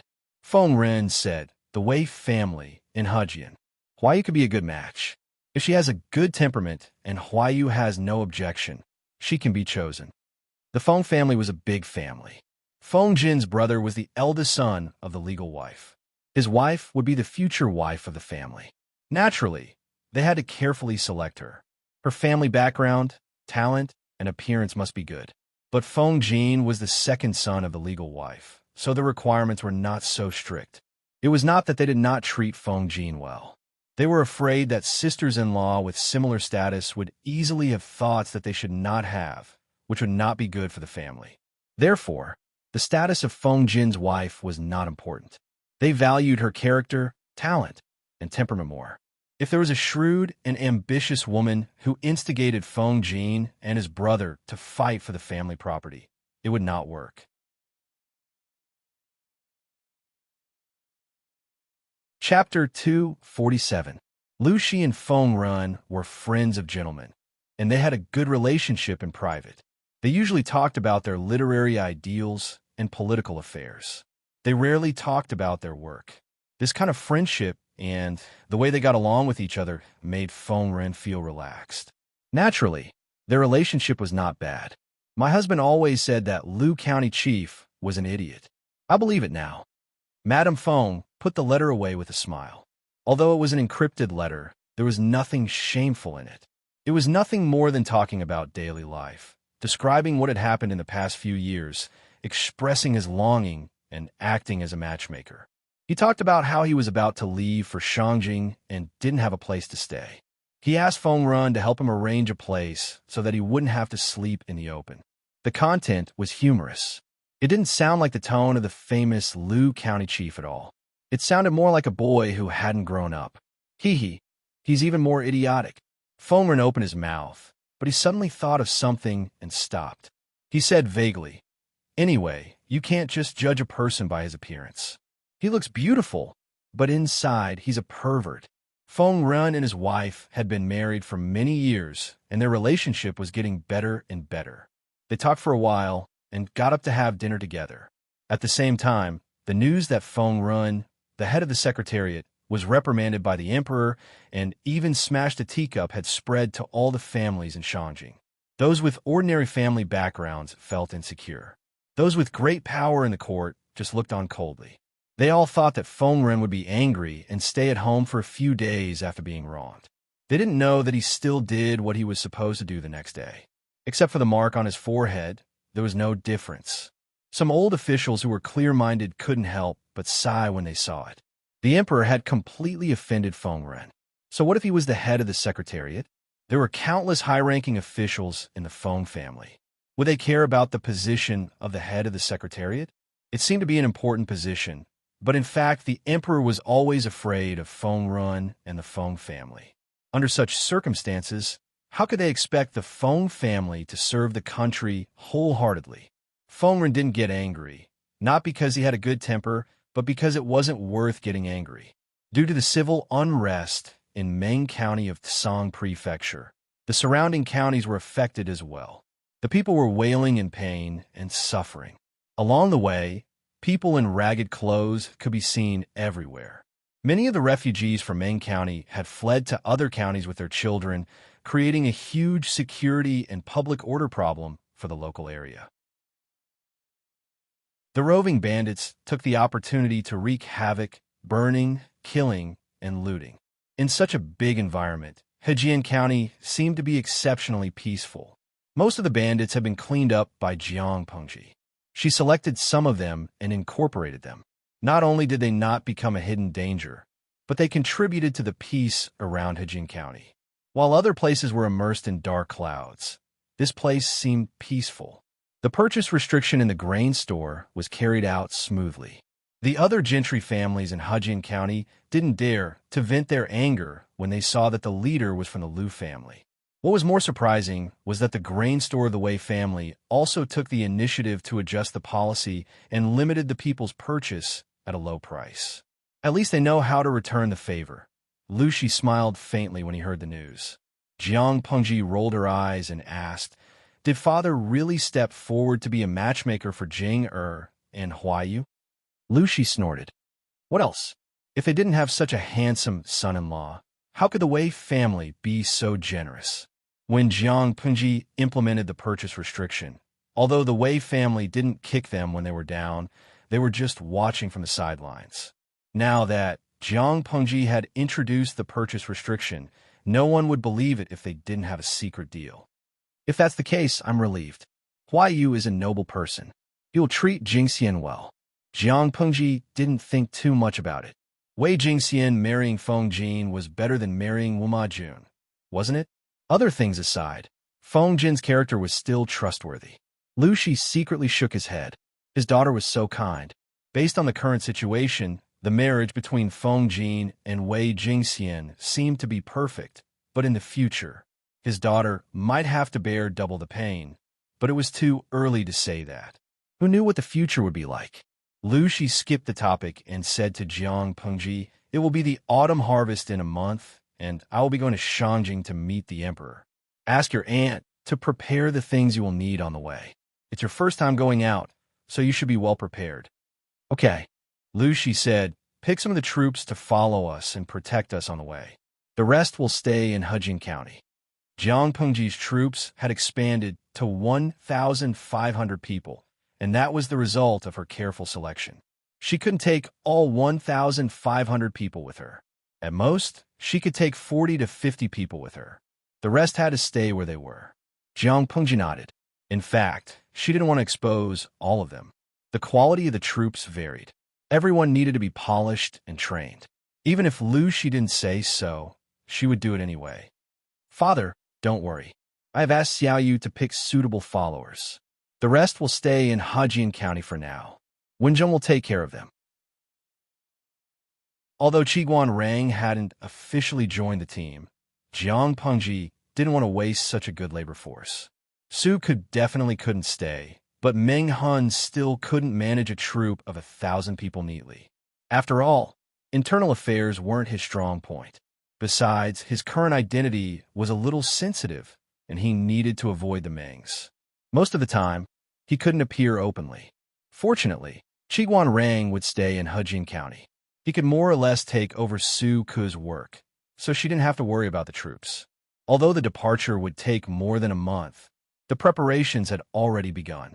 In the ancient times, when transportation and information were not developed, it was not easy to travel far.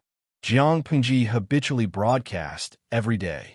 Because the content was monotonous and boring, she didn't meet any interesting people or things. Most of the time, it was the audience who entertained themselves with the bullet screen. Jiang Pengji sometimes read the bullet screen to kill time. Unknowingly, the autumn harvest was approaching. The fields were yellow, and farmers and tenants were working everywhere. The purchase restriction that had lasted for 2 months had also come to an end, and the price of grain had returned to normal. The stone that had been pressing down on everyone's hearts had finally been removed. From the adults to the children, everyone revealed a relaxed and happy smile, temporarily forgetting the chaos in the outside world. The number of the troops stabilized at 1,500 people. Their main task was to train. Occasionally, they would have other additional tasks. For example, farm work. Because the civil unrest hadn't been effectively controlled, the outside world was still relatively chaotic. People were rushing to harvest the grain. They were afraid that the harvest would be ruined if they were late. However, every household was understaffed, so the harvest was not fast. Jiang Pengji happened to hear the tenants talking about it. After discussing with Su Ke, they decided to rent out all the troops to do farm work. They were strong, hard-working, and they only needed to eat their fill every day. Su Ke was speechless. He really didn't want to say that he knew this handsome Lang Jun. Chapter 248. Lang Jun, you mustn't. Su Ke moved quickly, intending to stop Jiang Pengji, who wanted to help. It was not that he thought she was a noble person and could not work like a farmer, but that he was busy enough and did not want to add to the mess. Jiang Pengji turned her head and asked Su Ke in confusion, "Why are you stopping me? There are no monsters in the fields." At that moment, the audience in the streaming room had started to become teachers, teaching Jiang Pengji how to do farm work. Even if she did not know how to do it before, she could now follow the guide given by her friends in the streaming room. Su Ke was looking down on her. Su Ke was speechless. After a while, he said, "Lang Jun, you are a noble person. How can you work like a peasant?" Jiang Pengji tilted her head and looked at him with a faint look in her eyes. "Speak like a human." Su Ke's face turned green. After a while, he said, "We are busy with the autumn harvest. Lang Jun, don't add to the mess." Jiang Pengji was speechless. She did not want to look at the ha-ha-ha on the streaming screen. In the past, it was always Su Ke who felt sorry for him. This time, it was her turn to feel sorry for him. Lao Si Julianmeng. Ha-ha. Light a candle for this honest boy. He actually said that. Zwizen Bei Shijing. I was drinking and almost choked. Su Ke was looking for trouble. Even if he thought that, he could not say it out loud. I think the streamer's expression is about to change. Hey, young man, you have to be careful. He's going to make things difficult for you. Mo Wu Huashi. Hashtag propping chin.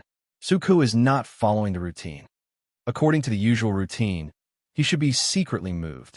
After all, the streamer was willing to put down her pride and work in the fields. It was a necessary quality for a wise ruler, but he actually despised the streamer. Yin Shimao. Do any of you remember the streamer's background? Speaking of which, did she still see crops in her era? I really wonder if the streamer knew which were grains and which were straws. Jiang Pengji was shot in the knee. She had indeed never seen real crops. It was like the audience in the streaming room had never seen a pig run, but they had eaten pork.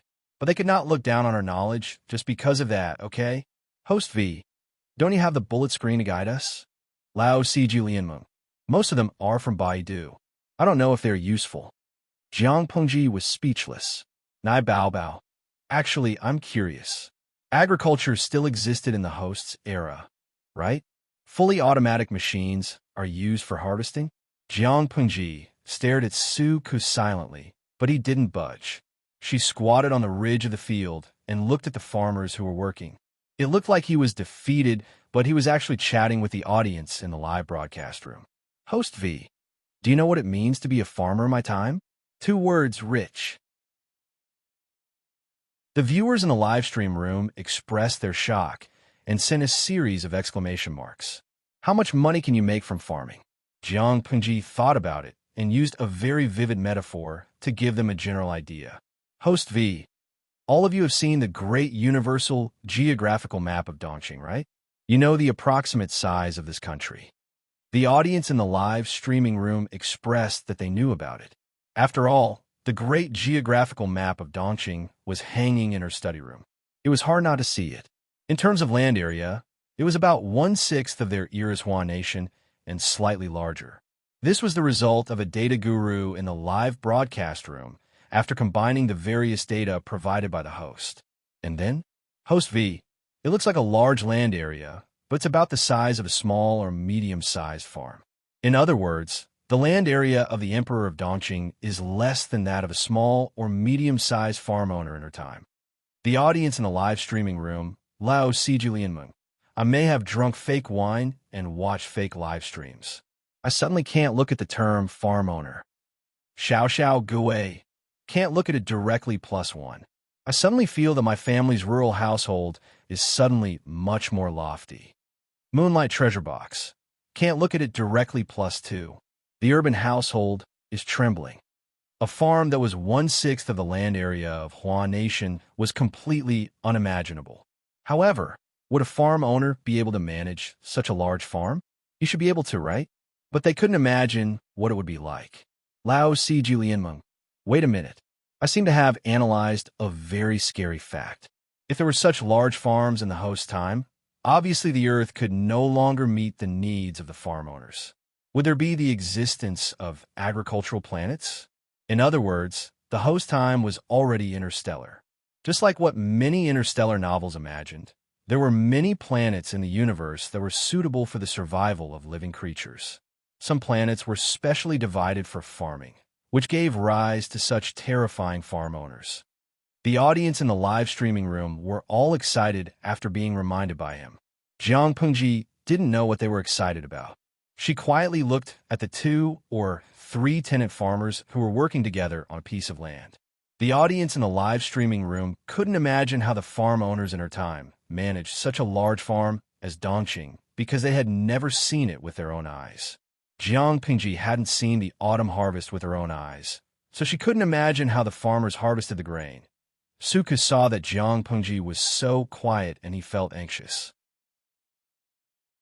He changed his words and said, "If you're really curious, you should get a tenant farmer who is familiar with the field to guide you. The grain seems to be nothing, but if it's harvested improperly, it can easily cause lumbar muscle strain and scratches on the hands and feet." Jiang Pengji tilted her head and looked at him. "Then go find a tenant farmer." The audience in the live streaming room could only copy and paste on Baidu. They were no better than her. Suka had no choice but to get up and find an experienced tenant farmer. He hoped that his Lang Jun would know the difficulty and stop tormenting herself. "Why don't you use tools?" Jiang Pengji's understanding of the ancient times was limited. Even if she came to this era and searched for information from books and the outside world, she still needed to see many things with her own eyes. She didn't have the actual objects in her mind, so she couldn't imagine it. The old tenant farmer was in fear and trepidation. "Lang Jun, there are farming tools, but they are rare and the cattle are precious. Usually, 3 or 4 households share them. When one household finishes harvesting, it's the next one's turn. If they are experienced, their speed isn't slow. In fact, it relied more on manpower than the power of tools." Jiang Pengji followed the direction of the old tenant farmer's finger and saw a farmer using rough farming tools. She frowned slightly. She couldn't imagine using manpower to harvest the grain. Not to mention the big farm owners. Even the small farm owners wouldn't be able to harvest all the grain in their lifetime.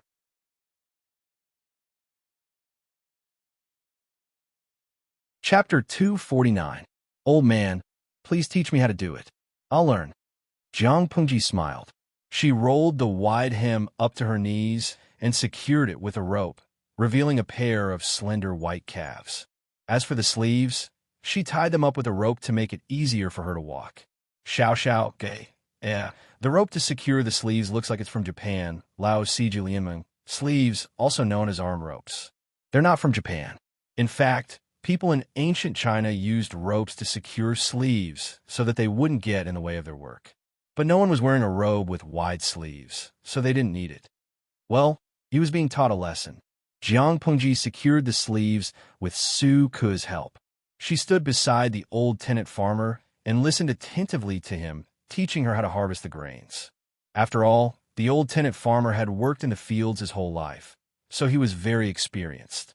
Although he was old and had gray hair on his temples, he was no slower than the young men. He was even faster than them.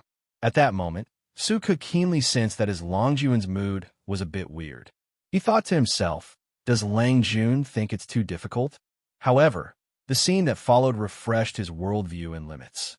Lang Jun, who was thought to be inattentive and inattentive, only needed to watch it once.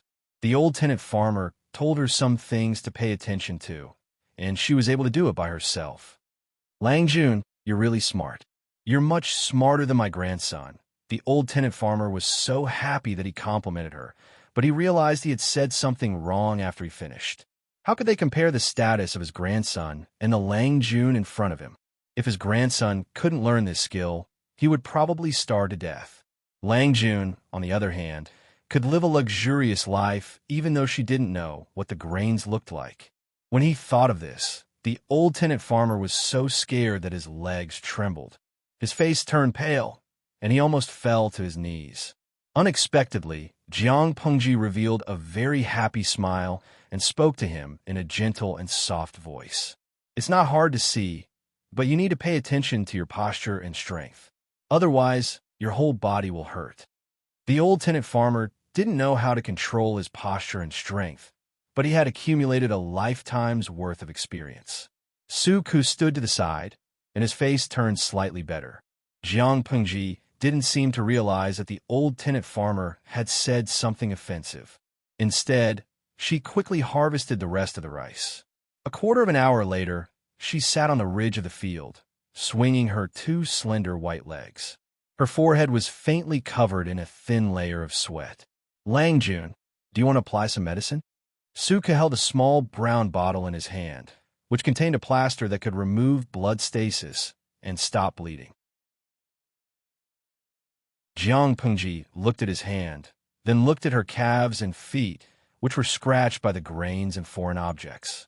She understood and shook her head. She pointed to the seat beside her and gestured for him to sit down. That old farmer didn't mean to offend you. Su Ke was sensitive to other people's emotions, and he had a better understanding of his Lang Jun. He knew that she was not in a good mood, no matter how he thought about it.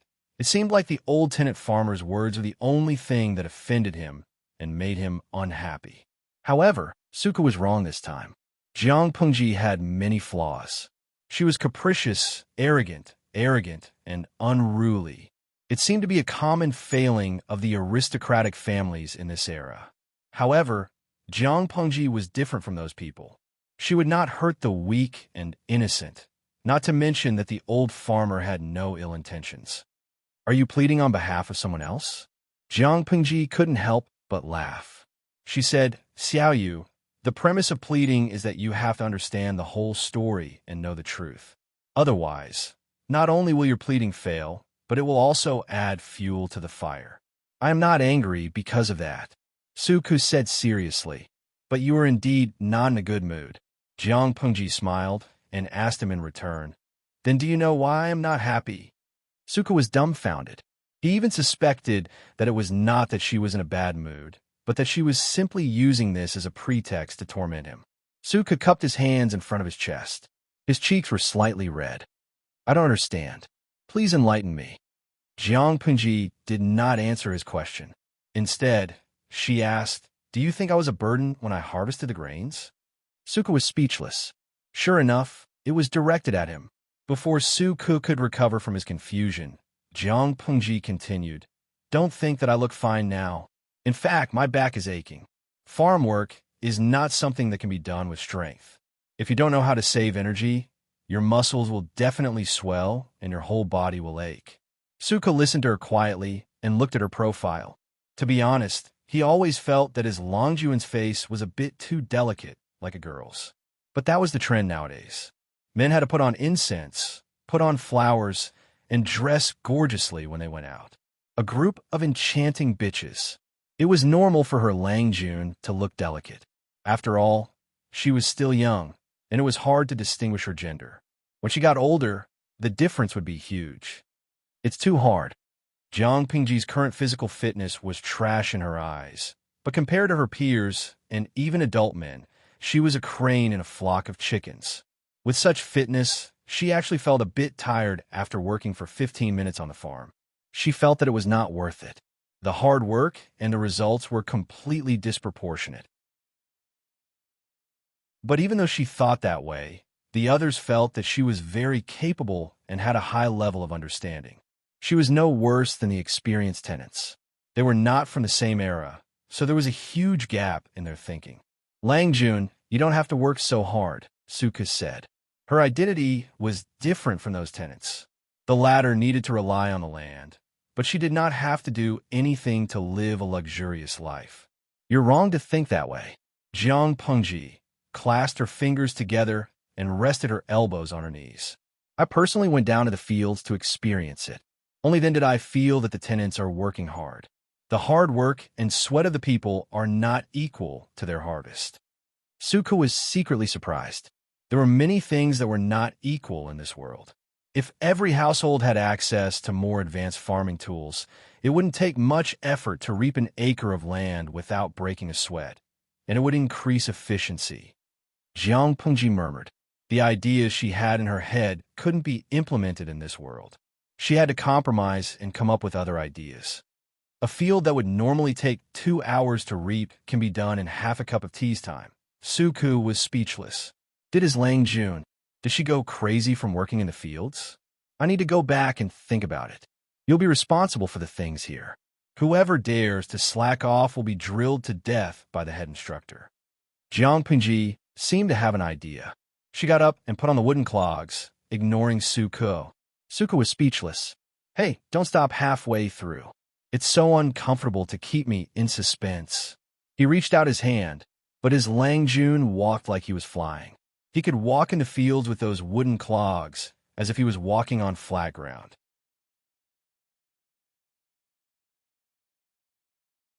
Chapter 250.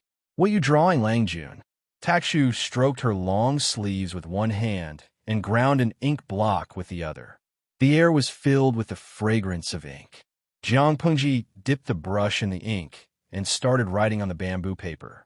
The ink lines of different thicknesses were arranged in picturesque disorder on the drawing paper.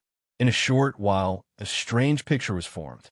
However, no matter how Taksha looked at it, she could not tell what it was. Something useful. Jiang Pengji drew a book from the shelf halfway through. She opened it and read it carefully. Then she sat back at the table and started to make changes on the drawing paper.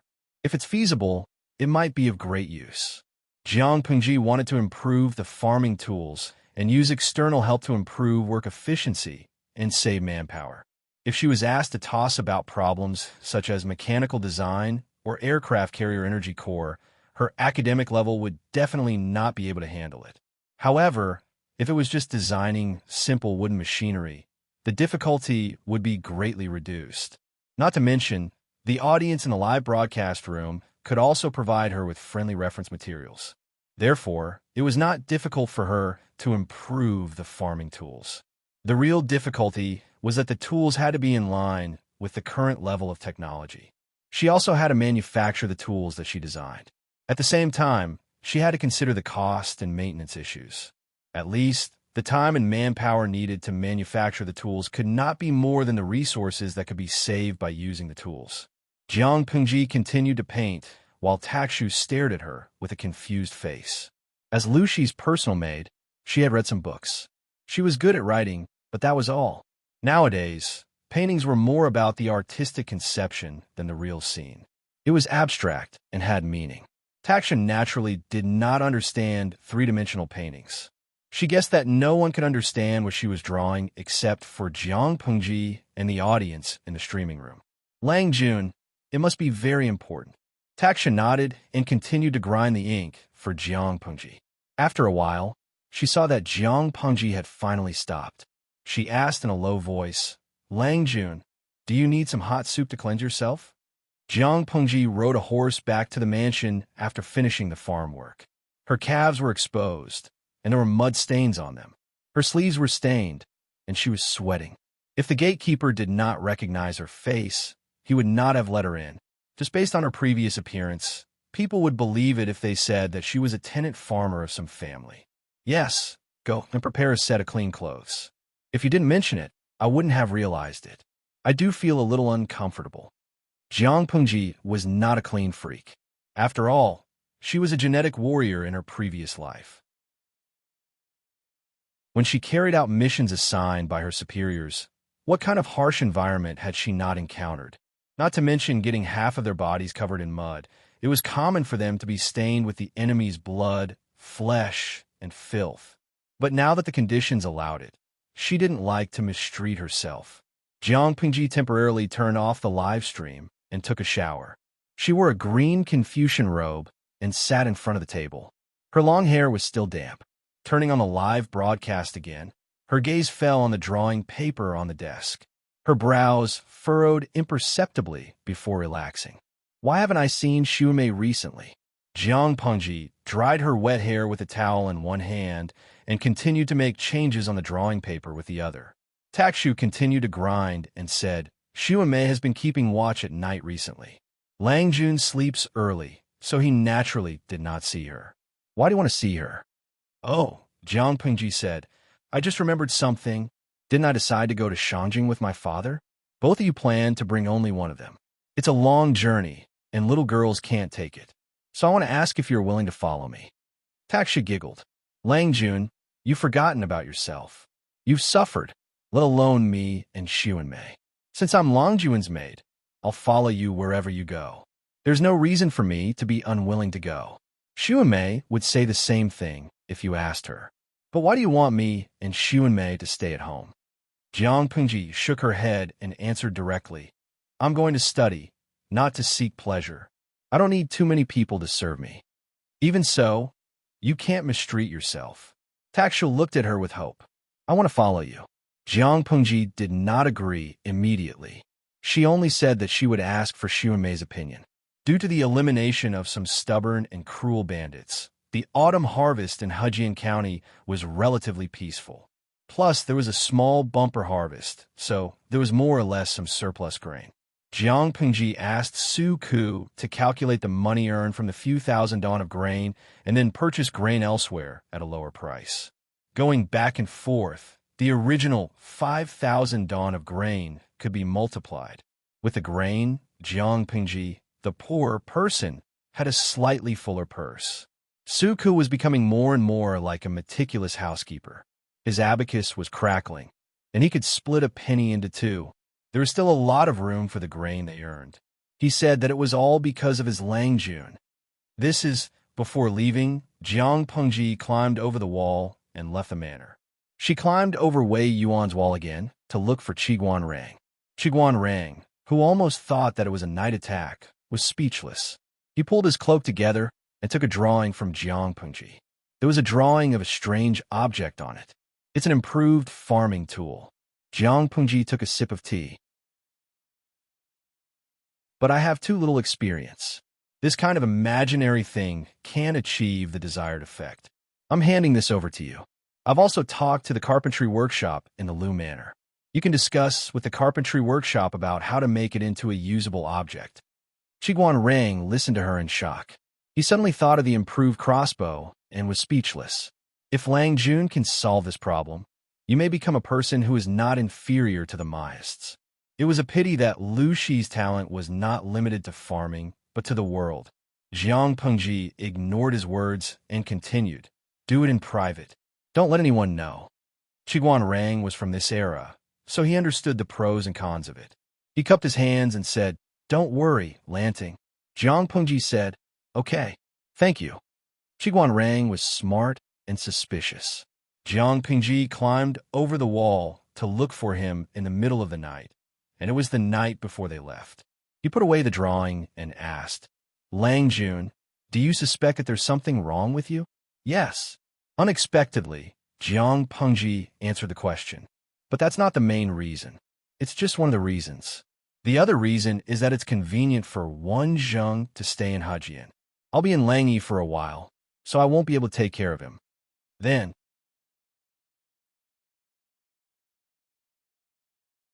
Chapter 251. The next day, before dawn, four carriages quietly left the city under the protection of 50 guards. Although the real owners were Lu Shi and his father, they had prepared 4 carriages. Lu Shi had 1 carriage, Jiang Pengji had another, and the respectable servants had another. The last carriage was filled with miscellaneous items such as clothes, food, clean water, money, and other items to keep warm. The parcels of the entourage and guards were also placed in that carriage. That was after several reductions. According to what the second lady and madam who had prepared, there would have been at least 6 carriages. To put it simply, it was not easy to go on a long journey in ancient times when all aspects of living conditions were abnormally backward. The viewers in the streaming room were shocked and learned something new. Jun Muyi. When I watched TV series, I felt that the actors and actresses were all light and simple when they went out. That it basically brought a servant girl and a manservant. So, those were fake TV series. The streamer's extravagance is the correct way to go out in ancient times? Jinghong Yulong. Tisk, it's really an entourage. It's so awesome. I feel that the streamer didn't suffer a loss on this trip. Many viewers were very envious. They wished they could experience such luxurious treatment for the streamer. Of course, there were some who were more rational. Lao Ciji Lianming. So jealous. Can you believe the TV series? Do you know how undeveloped transportation was in ancient times? Not only transportation, but even the roads were the same. Things like courier stations could not be everywhere. It was common to not see a single living person for 3 to 5 days after a long journey. There were no villages and no shops. Without enough food and water, were they going to starve or die of thirst? Those who had the means to travel far would naturally consider all aspects and take into consideration any unexpected situations. Those who did not have the means could only carry a parcel and some dry food. Everything was light and simple. Not only was the speed slow, but they would also encounter all kinds of dangers along the way.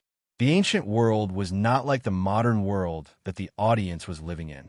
There were many tall buildings in the modern world, which greatly reduced the living space of wild animals. Many people had eaten pork, but they had never seen a pig run. However, the ancient world was different. There were dangerous animals running around, and snakes often visited homes. Shaggy Gongji. No, did the person above eat dynamite today? I was just envious. Do you have to be so angry? The bullet screen in the streaming room was filled with the smell of gunpowder. Jiang Pengji did not care. She leaned half of her body on the table and rested. They hadn't left Hejian County yet, so the vibration of the carriage was still within an acceptable range.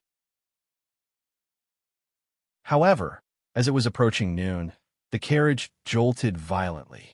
The audience in the live stream room wondered if the carriage would break apart from the jolting. Jinghong Wandering Dragon. All of a sudden, I'm not envious anymore. I can endure it for a while, but after a while my bones will be shattered. There were even some audience members who said that the camera was shaking so much that their eyes hurt and they felt a little nauseous. He's already on a main road? Jiang Pengji lifted her hand and lifted the curtain of the carriage.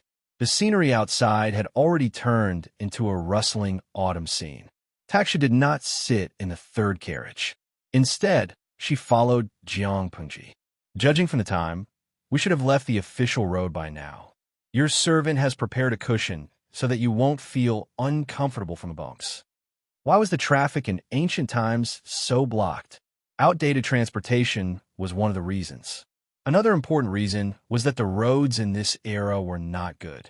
Apart from the smoothness and spaciousness of the official road, there wasn't even a road anywhere else. The Liu Mansion's carriage had a more advanced shock absorption system, but it was still so bumpy, let alone an ordinary carriage. No need. I'm going out to ride for a while.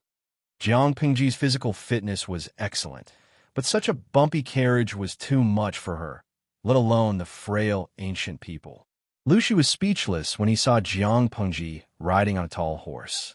Naughty girl, be careful on the horse, he reminded her. Riding in a carriage was actually more uncomfortable than riding a horse. He thought that his daughter had gotten off because she couldn't stand the bumps. Okay. Jiang Pengji rode the horse and followed the carriages leisurely. The sun gradually rose in the sky and shone on her body, making her feel warm. It was not convenient to travel in ancient times. Fortunately, Lu Shi was experienced and had prepared everything he could. Lu Shi lifted the curtain of the carriage and said to Jiang Pengji, "Let's stop and rest for a while. Eat something." "Okay," Jiang Pengji responded and informed the carriages to rest in place. Everyone had something to eat before they continued their journey. "Xiaoyu, look at your face. Are you sick?" When Su Ke got off the carriage, his pale face caught her attention. "Look at his lips. They've turned deathly pale." At this moment, Su Ke felt that his whole body was about to fall apart. His legs gave way, and he almost knelt on the ground. In such a difficult situation, his Longjuan's teasing laughter rang in his ears, making him feel even more hopeless. It took him a long time to straighten his back. Su Ke managed to maintain his elegance and smiled at Jiang Pengji, but the smile was very forced. "Set up a campfire over there and boil some water to cook jerky. You can drink some later. If the carriage is too bumpy, you can ride a horse." Jiang Pengji was not worried that Su Ke did not know how to ride a horse. The 6 arts of gentlemen were skills that all students in that era had to master. Su Ke cupped his hands and thanked her. "Thank you, Lang Jun. What are you thanking me for? Didn't you ask for it?" Jiang Pengji looked him up and down with teasing eyes and said in a low voice, "Xuanmei went to see you yesterday, right? Alas, if you weren't a blockhead and didn't understand a girl's mind, you would still have a beautiful companion." Su Ke's face turned pale and then green. He hurriedly said, "Lang Jun, don't misunderstand. Xuanmei is not. In a rich family, the Longjuan's personal maids were mostly concubines. How could Su Ke dare to think about it? Why are you in such a hurry?" Jiang Pengji approached him and sneered. Xuanmei came back with red eyes. Su Ke kept his mouth shut. "I treat her like my own sister. I don't have any other thoughts.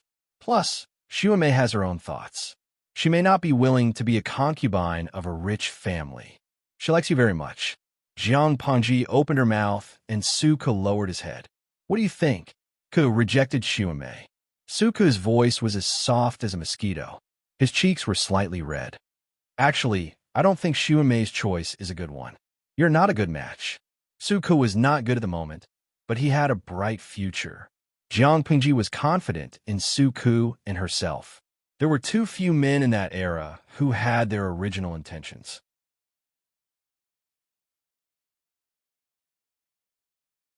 Chapter 252.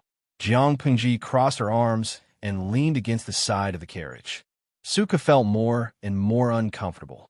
He didn't even know where to put his hands. But that girl is quite silly and stubborn. You should know why she chose to stay in Hejin County, right? Su Ke didn't say anything. He didn't know how to respond. He didn't know at first, but since his Lang Jun said so, he naturally understood. She stayed in Hejin County to take care of his aunt. Xuanmei's character was like her name. She was gentle and very kind. "It seems that you understand." Jiang Pengji patted his shoulder and whispered with a smile, "If you like Xuanmei, remember to come to me and ask for her hand in marriage. If you don't like her, you should make up your mind as soon as possible. Don't waste her time." Su Ke smiled helplessly. His Longjuan's temperament was too unexpected. The audience in the streaming room witnessed the whole conversation. Many people who liked the master-servant couple expressed their heartache. Streamer, you're not a qualified woman from another world. Do you understand? Also, when did Shuanmei and Suka hook up? I understand. Suka cupped his hands in front of his chest and kept his head down. Only his exposed ears were slightly red. After a short rest and a full meal, they continued their journey. The surrounding environment became more dangerous after leaving Hijin County. Not only did they have to face man-made harm, but they also had to guard against natural disasters. The distance between each relay station wasn't fixed. Sometimes, it would only take half a day to travel from one relay station to the next, while other times, it would take 3 to 4 days. Fortunately, the carriages were equipped with enough rice and water, so the 50 people in the caravan didn't have to worry too much. The journey was very boring. After 5 or 6 days, even a week, Su-ku gradually got used to the bumpy carriage. Although he was still pale, he was much better than before. In comparison, his ability to adapt was not as good as Takshu, a girl from the inner yard.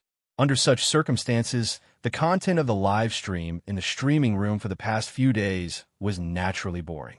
Having seen the scene of traveling in ancient times with their own eyes, they did not envy Jiang Pengji for being able to travel so majestically and ostentatiously. It was simply suffering. Bingtang Lemon, I was quite envious, but now I only feel sorry for her. I lived on the grasslands and rode a horse before. I know how tiring it is to ride a horse for a long time. Looking at the road, I can imagine how bumpy it is inside the carriage. In short, modern society is better. Tianxiao Wudi, all of you are staring at the streamer and the carriage. Am I the only one who feels sorry for the guard who has to walk? I counted and found that each of them had worn out 7 or 8 pairs of straw sandals. While we were resting, I saw someone sitting on the ground and picking the blisters on his feet. Nide Yida, you've hit the nail on the head. When I first entered the streaming room, I was wondering why every guard had a string of straw sandals hanging on their shoulders. If I didn't know better, I would have thought that they were weaving straw sandals to sell. Now that I understand, I just feel sad. Lao Sijilianmung. I remember when I was in high school, the school organized an excursion in the 3rd year of high school. The whole grade had to walk up and down the mountain on their feet. It was about 20 kilometers. Many people couldn't recover for a week. Over the past few days, these guards had traveled a lot more than they had traveled on foot. They even had to take turns to keep watch at night. A group of people sleeping in the wilderness. The conditions were really tough. Thinking about himself, as long as he had a card or a mobile phone, he could go on an excursion at any time. But in ancient times, it was almost impossible. The water in the water bag is finished. I don't know if there is a water source nearby. Lucy took a bite of the dry, hard cake. There was no taste in his mouth. The water bag in his hand was empty. The guard sat in 2s and 3s. They seemed relaxed, but in fact, they were secretly vigilant of their surroundings. I'll ask someone to look for it. Father, go rest in the carriage. Jiang Pengji took the water bag from him and selected a few guards who were in good condition to look for a clean water source. She could choose not to go, but when it came to survival in the wilderness, no one had more experience than she did. She could find water as fast as possible and avoid the dangers lurking in the forest. Her efficiency was unquestionable. Everyone had a few water bags with them. If they drank a little at a time, they could probably last until the next station. Jiang Pengji had a long knife on her waist. The blade was straight and sharp. If it weren't for her delicate face and short stature, she would have looked valiant and heroic. She raised her hand and chopped the bushes around her with the knife, clearing a relatively clear path. There's a stream half a mile ahead. Jiang Pengji said with certainty. It's not winter now. Snakes, insects, rats, and ants are active. Before she finished her sentence, she suddenly turned her wrist and held the black knife in a backhand grip. The blade and the sword deeply pierced into the tree trunk behind a guard. The guard was so scared that his body stiffened. His forehead was covered in cold sweat, and he didn't dare to move. Because she had walked a lot, her breathing was a little heavy. It's a poisonous snake. She pulled out the knife with a clang. At that moment, everyone realized that the tip of the knife was stained with blood. A poisonous snake with a triangular head and a brown body was nailed to the tree trunk. It was still in the posture of exerting force before it died. If it weren't for Jiang Pengji's quick action, the snake's poisonous fangs would have bitten the guard's neck. "Be careful." Jiang Pengji put away the knife. Her expression was still cold, but it gave people an indescribable sense of security.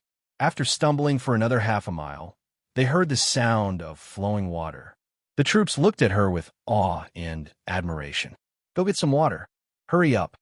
Jiang Pengji stood on a huge rock by the stream and looked into the distance. She didn't find anything unusual.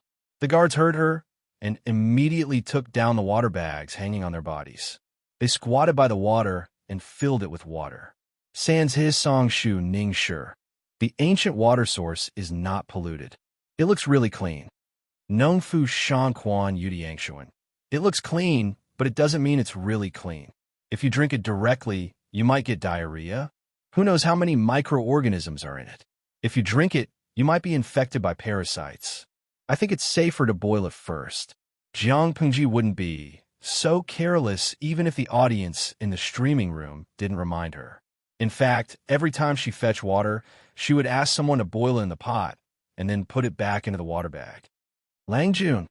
While she was reading the comments to kill time, a guard suddenly ran to her with a bloody coat in his hands. What happened? Jiang Pengji looked at the bloody coat that had been soaked in the water and took it. It was a cloak worn by an adult man. The material was exquisite. It was not the coarse cloth or linen that ordinary people usually used. Where did you find it? There were a few cuts on the cloak, and fresh blood was still burning. In other words, the owner of the cloak had been killed not long ago, and he was nearby. Lang Jun, when we were collecting water, the cloak floated down from upstream. Jiang Pengji looked at the cloak, and her eyes flickered. The atmosphere in the streaming room also fell into a strange silence. They all hoped that Jiang Pengji could go over and take a look. Maybe she could even save a life. But they didn't even need to think to know that the owner of the bloody clothes must have encountered bandits who committed murder and robbery in the deep mountains and forests. Or maybe they were being pursued by their enemies. If Jiang Pengji went there, she might be in danger. Kindness was a good quality, but it was not good to bring danger to strangers or the people around you. That was called St. Mary's disease. Coincidentally, the system's voice rang in Jiang Pengji's ears. It had been pretending to be deaf for a long time. Cheng Cheng, a friend of Meng Zhan from Meng County in Tsang Prefecture. He is currently in an unknown danger. Please save him in half an hour. Once the mission is completed, the host will receive the reward of full breasts. Raise your wrists high and turn around, and your breasts will cover your clothes. If you fail, you will receive a level 6 electric shock as punishment. Please consider carefully and carry out the mission as soon as possible to prevent the target from dying. It was another real-time, triggered mission. This time it was a level 6 electric shock. Jiang Pengji was speechless. System, you've been obedient for months. Why did you suddenly appear out of nowhere and cause trouble? What did a human do? Lang Jun, do you want to go and take a look? The guard asked in a low voice. He was afraid that his voice would attract the attention of the thieves. No need. You go and tell the others to be quiet. Don't let the thieves find out and cause trouble. Jiang Pengji's face was cold. She threw the bloody cloak on the ground without even looking at it. Obviously, people with discerning eyes could tell her decision from her reaction. Yes, I understand. As the saying went, it was better to avoid trouble. There were only a few people who would stand up for injustice. As the guards who were responsible for Longjuan's safety, they didn't want any unnecessary trouble to happen. Some of the viewers in the streaming room were very anxious. They typed and scolded Jiang Pengji for being cold-blooded and heartless. Some of them could understand it rationally, but they were disappointed emotionally. They wanted to see a streamer who was righteous, not selfish and cold-blooded. At that moment, the system's voice came out. The system gritted its teeth. Don't tell me you want to refuse again. Host, if you don't listen to me, you will definitely regret it. Jiang Pengji sneered secretly. I won't do the mission. What can you do to me? The system said, Level 6 electric shock punishment.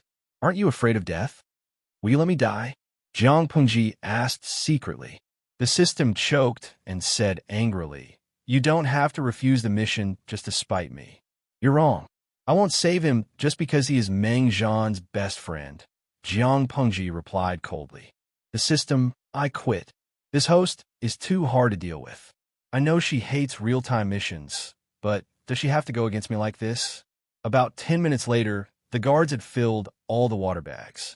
Jiang Pengji said to the crowd, Let's go. The system kept trying to stop her in her mind. Jiang Pengji, are you really not going to save him? The viewers in the streaming room are throwing rotten eggs at you. As a streamer, you should create a positive image. If you don't save him today, you will lose fans. Shut up. Jiang Pengji spat out coldly. Her expression was very cold. The system was furious, but it couldn't change Jiang Pengji's mind. It could only snort angrily. At that moment, the guards realized that Lang Jun was leading them to another path. Lang Jun, we're going the wrong way.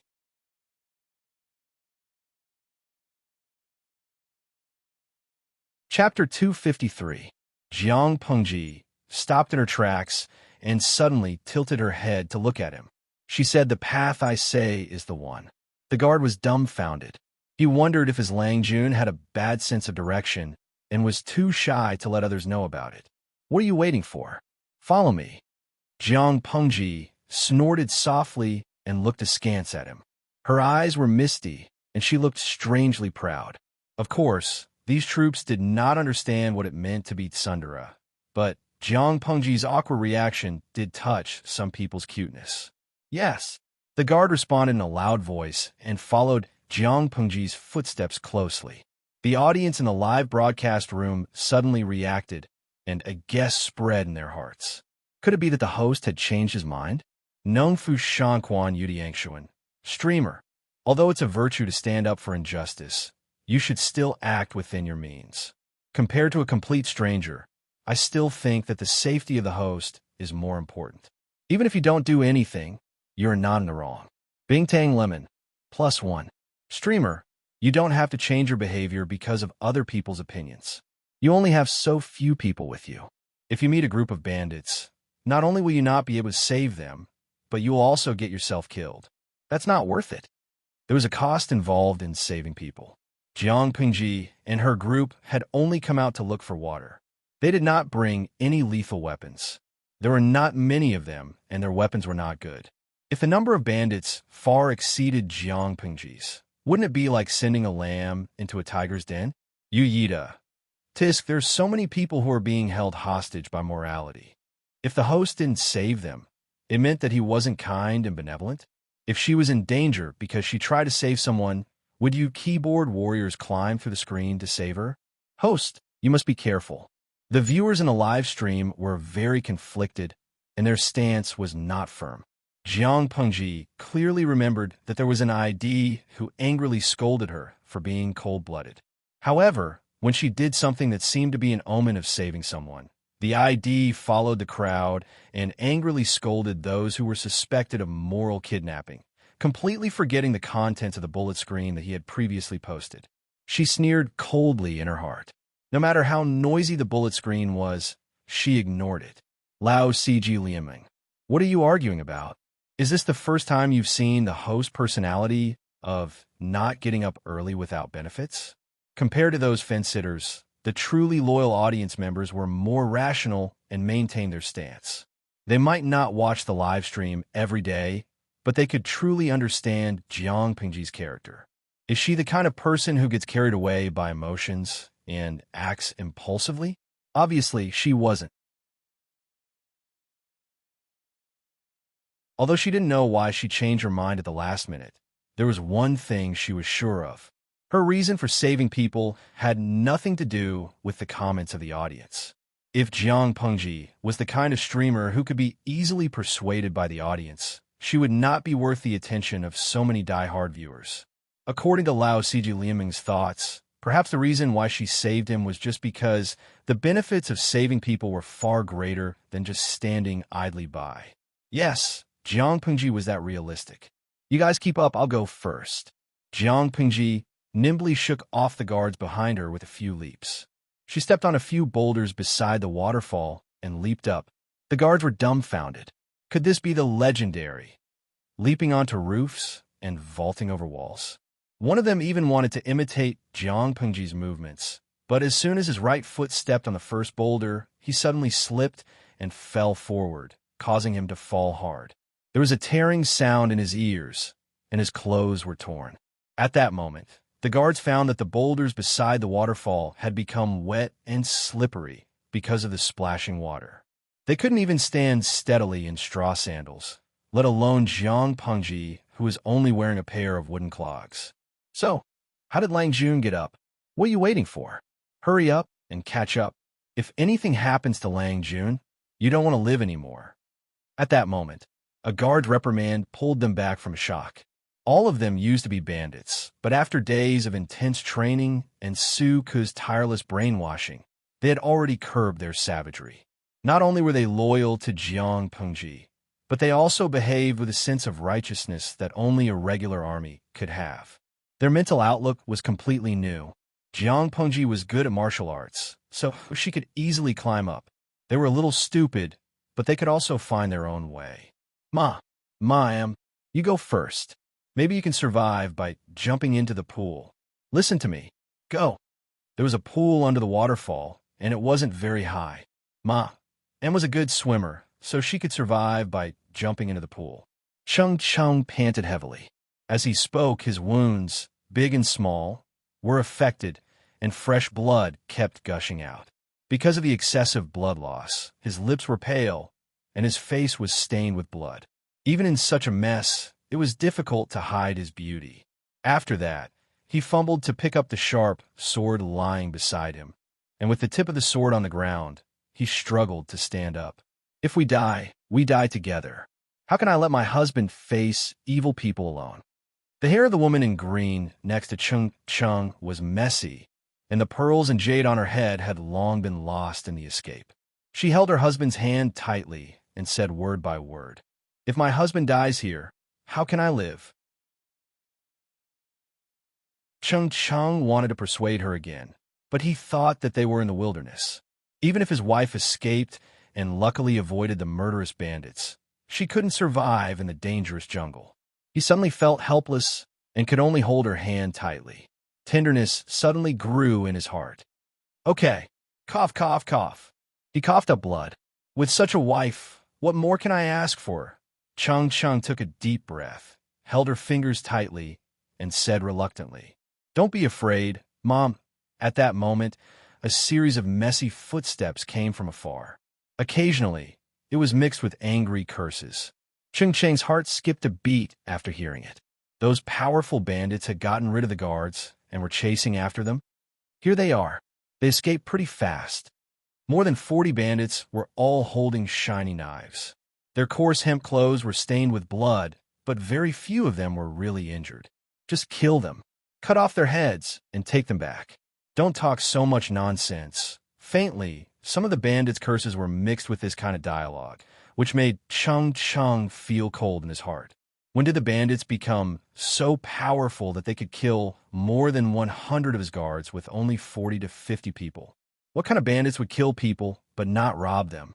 Instead, they would cut off the heads of others and take them away?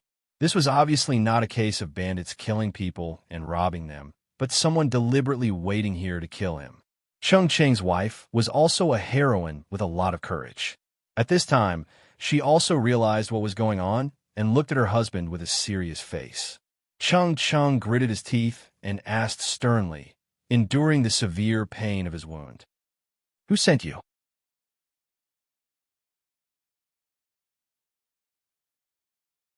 Chapter 254. He was not an important official in the imperial court. He was just a small official in the county. Although he had some background, he hated the internal strife in the imperial court. Instead, he preferred to stay in small places and laze around. He was also careful in his daily life and would not offend anyone. So, who on earth wanted to kill him and paid a hitman to kill him? Ask the king of hell when you go to hell. The leader of the bandits smiled ferociously, and his eyes fell on the lady behind Cheng Cheng with evil intentions. Cheng Cheng's wife was in her early 30s and had 2 sons and a daughter. She knew how to live a good life, took good care of herself, and had a good mentality. Except for her mature and gentle temperament, she was as beautiful as a 16-year-old girl. No wonder these bandits wanted to kill her. Anyway, all they needed to do was cut off Cheng Cheng's head. It didn't matter how they dealt with the others.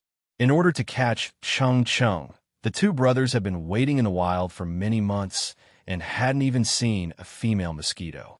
They couldn't stand it anymore. Cheng Cheng was a man, so he understood the meaning of these people's eyes. His face was cold, and he was so angry that his wound was hurt. Facing dozens of evil eyes, Cheng Cheng's wife made up her mind and grabbed the sword from Cheng Cheng's hand. "Honey, I'm leaving now." After saying that, she was about to cut her throat. At this time, the bandits were also approaching. The situation had reached an irreversible point. Anger and hatred filled his chest. At this moment, all kinds of chaotic thoughts filled Cheng Cheng's mind. The gentle and refined appearance of the past had been completely shattered. If the heavens had eyes and he could escape from death, he would definitely find out who was behind this and tear them to pieces. Clang. Cheng Cheng's wife wanted to cut her throat, but her wrist was hit by a stone. The sharp sword suddenly fell from her hand and stuck into the ground. Tut, tut, tut. How can a bandit not know the rules? Huh? Cheng Cheng and his wife didn't see it because of the angle, but the bandits clearly saw who was talking. The person jumped up from the waterfall and stopped Cheng Cheng's wife from killing herself. At the same time, he spun around and kicked the bandit closest to Cheng Cheng and his wife in the jaw. Half of the bandit's teeth fell out, his mouth was full of blood, and his jaw was deformed. Although he was still breathing, with that kind of strength, his brain was probably crippled by the kick. Almost in the blink of an eye, that person grabbed another person's hair bun and held a knife in his other hand. The long knife slashed across his neck, causing blood to spurt out. Cheng Cheng and his wife were also so shocked that they didn't come back to their senses. When they calmed down and took a closer look, they found that the young man in the Confucian robe who suddenly appeared was not as tall as their little daughter. Seeing this, their joy was instantly suppressed. Young friend, these villains are highly skilled in martial arts. There's really no need for you to get involved in this. Before Cheng Cheng could finish his words, he saw that the man didn't even turn his head. He just crooked his finger at the bandits, and his tone was full of contempt. "I'm here to save this woman. You can do whatever you want of the man." Cheng Cheng and his wife were dumbfounded. The excited viewers in the live stream were speechless and sent a few colons. Apart from Jiang Pengji, who else could the person who suddenly appeared be? Her proposal was very friendly, but how could the ferocious bandit agree? Based on the fact that Jiang Pengji had crippled one person and killed another, they would not let her go. The system was also confused by Jiang Pengji's capricious behavior. "Didn't you say that you wouldn't do the mission if you didn't save people?" She didn't play by the rules at all, and the system was a little stunned. Jiang Pengji was surprised. "I think his wife is quite beautiful. It's a pity that she died here. I don't care if the man dies or not, but I want to save the woman. If you think I'm doing a mission, I'll kill the man myself after we deal with these bandits. Then I'll fail the mission."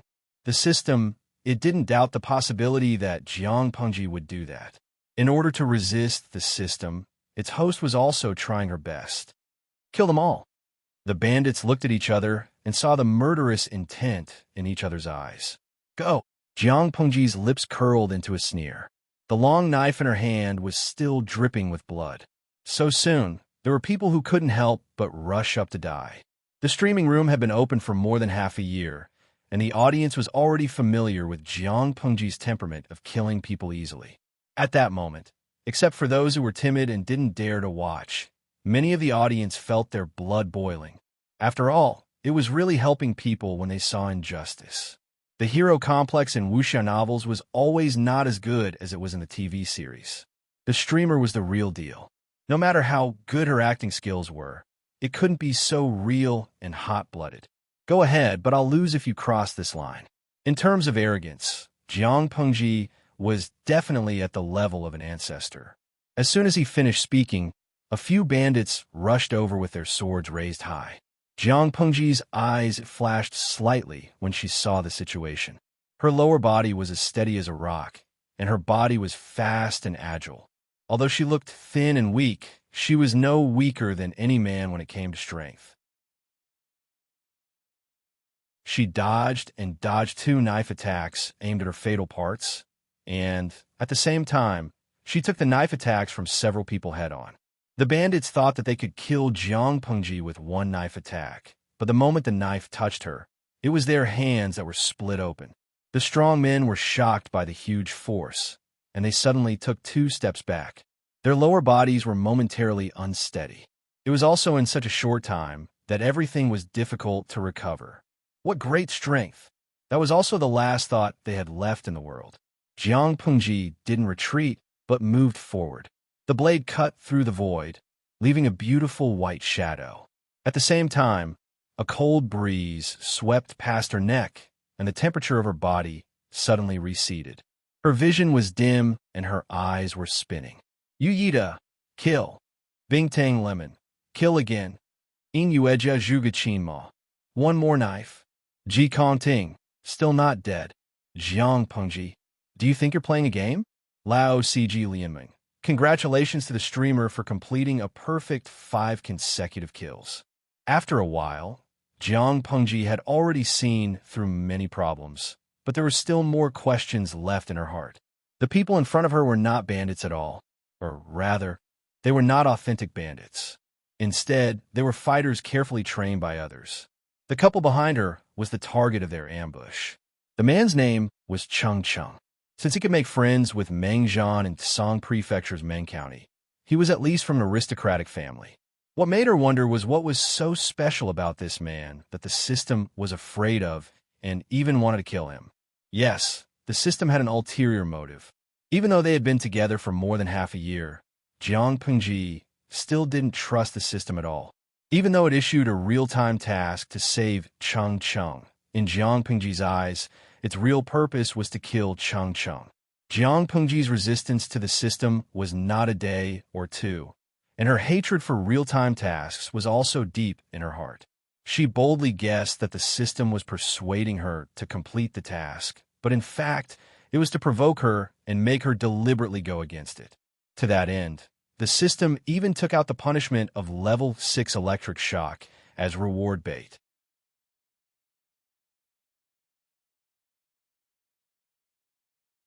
Chapter 255.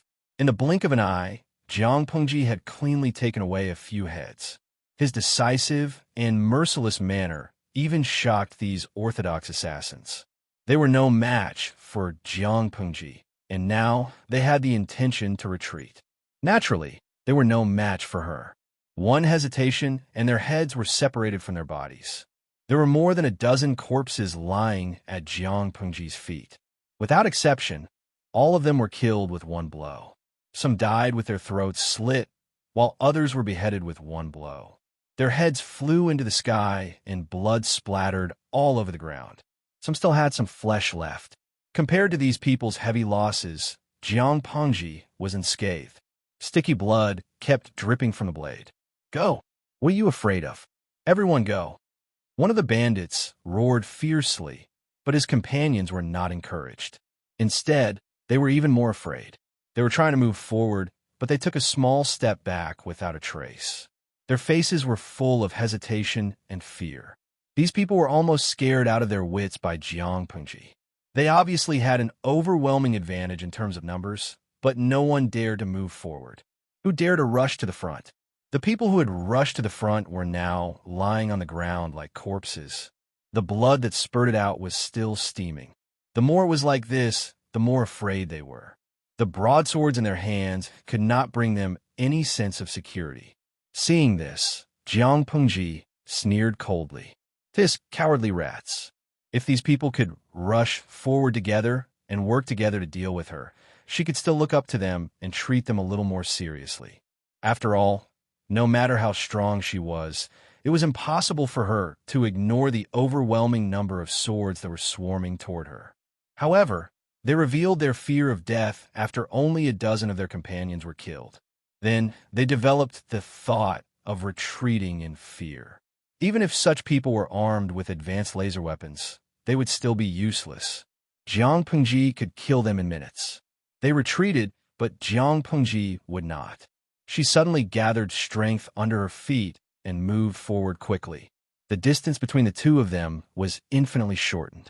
In the eyes of these bandits, Jiang Pengji seemed to suddenly leave her original spot and teleport in front of them. Her speed was frightening. Ghost! The word bandit escaped his mouth. However, before the next word left his mouth, a cold sensation flashed across his throat. The heat of his body poured out from this wound, causing his brain to stop working. Everything in front of him faded, becoming black, white, and gray. It was a one-sided massacre. The one who had the upper hand was not the bandits who had a large number of people, but Jiang Pengji, who was covered in blood. Cheng Cheng and his wife were dumbfounded.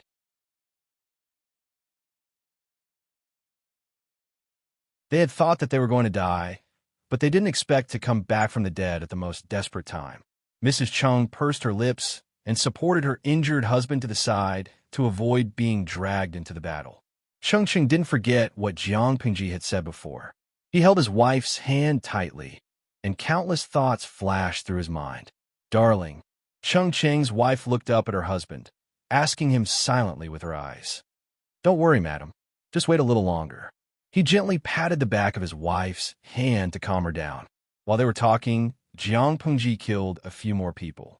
Her clothes had long been stained by blood, and her original color couldn't be seen. She looked like a ferocious ghost who had walked out of hell. The bandits were really scared out of their wits. Their legs were trembling, and they were anxious. However, these people always remembered their mission. Since they couldn't do anything to Jiang Pengji, they could kill Cheng Cheng first. Otherwise, if the news of their mission failure got back, their families would probably die without a burial place. With this idea in mind, the remaining few people joined hands to hold Jiang Pengji back, and the other two went to kill Cheng Cheng and his wife. Darling, Cheng Cheng's wife saw two people rushing out of the chaotic crowd. They raised their knives and intended to cut her husband. She hurriedly stood up and blocked them with her body. Everything happened so fast that it was too fast for her to react. Cheng Cheng saw it, but he was injured all over and could barely stand with his remaining strength. His wife stood in front of him. When he realized what was going on and wanted to push them away, the two knives were already close to him. Cheng Cheng lost his voice in fear. My wife. However, neither he nor Cheng Cheng's wife, who was waiting for the pain with her eyes closed, saw the knives that were supposed to fall didn't come. The knives that were raised high suddenly stopped at the highest point, as if time had stopped. The expressions of the two bandits also froze at the most ferocious and joyful moment. They seemed to have seen the scene of Cheng Cheng and his wife splashing blood on the spot, but it was impossible. As I said, you can do whatever you want. If you cross the line, I lose. Jiang Pengji's knife had already left her hand, and the two bandits, who were frozen, were killed by the knife that had disappeared. At that moment, except for the audience in the streaming room, no one knew how Jiang Pengji had done it. Although the two bandits were not side by side, they were not in front of each other either. How could she kill both of them with one knife? Jiang Pengji's back was facing the two bandits, and she was even pinned down by the enemy. How did she do it under such circumstances? The audience was in a life-and-death situation, so they naturally didn't have extra energy to pay attention to it. They couldn't see everything from their current point of view, but the audience in the streaming room could clearly see what had happened at that moment from God's perspective. Lao Cg Lianmeng. She ran away so fast. I just saw the streamer's sword make a big turn. In Yueja Zhuge Qinma. What a beautiful double kill. The Zhuangzhu's wife. I screamed just now. My roommates thought something was wrong with me. It was so exciting. Yu Yi Huang Yi. The streamer's move just now was so cool. I really want to send you 666. Not only did the audience in the streaming room send a series of 666, but the platform was also flooded with all kinds of gifts. If it had encountered such a large number of gifts in normal times, the system would have come to Jiang Pengji to annoy her. But now it was strangely silent, as if it didn't exist. Others didn't know, but Jiang Pengji knew why the system had such a reaction. Coca-Cola, wait a minute. The streamer doesn't have a weapon now. What should we do? This bullet screen was particularly glaring. Many of the viewers who had sent 666 quivered as they finally noticed this point. In order to save people, Jiang Pengji used a long knife to sneak attack the two bandits. Although she saved Cheng Cheng and his wife from danger, she also put herself in a desperate situation. She was now unarmed, but the bandits around her who were eyeing her were all holding sharp knives.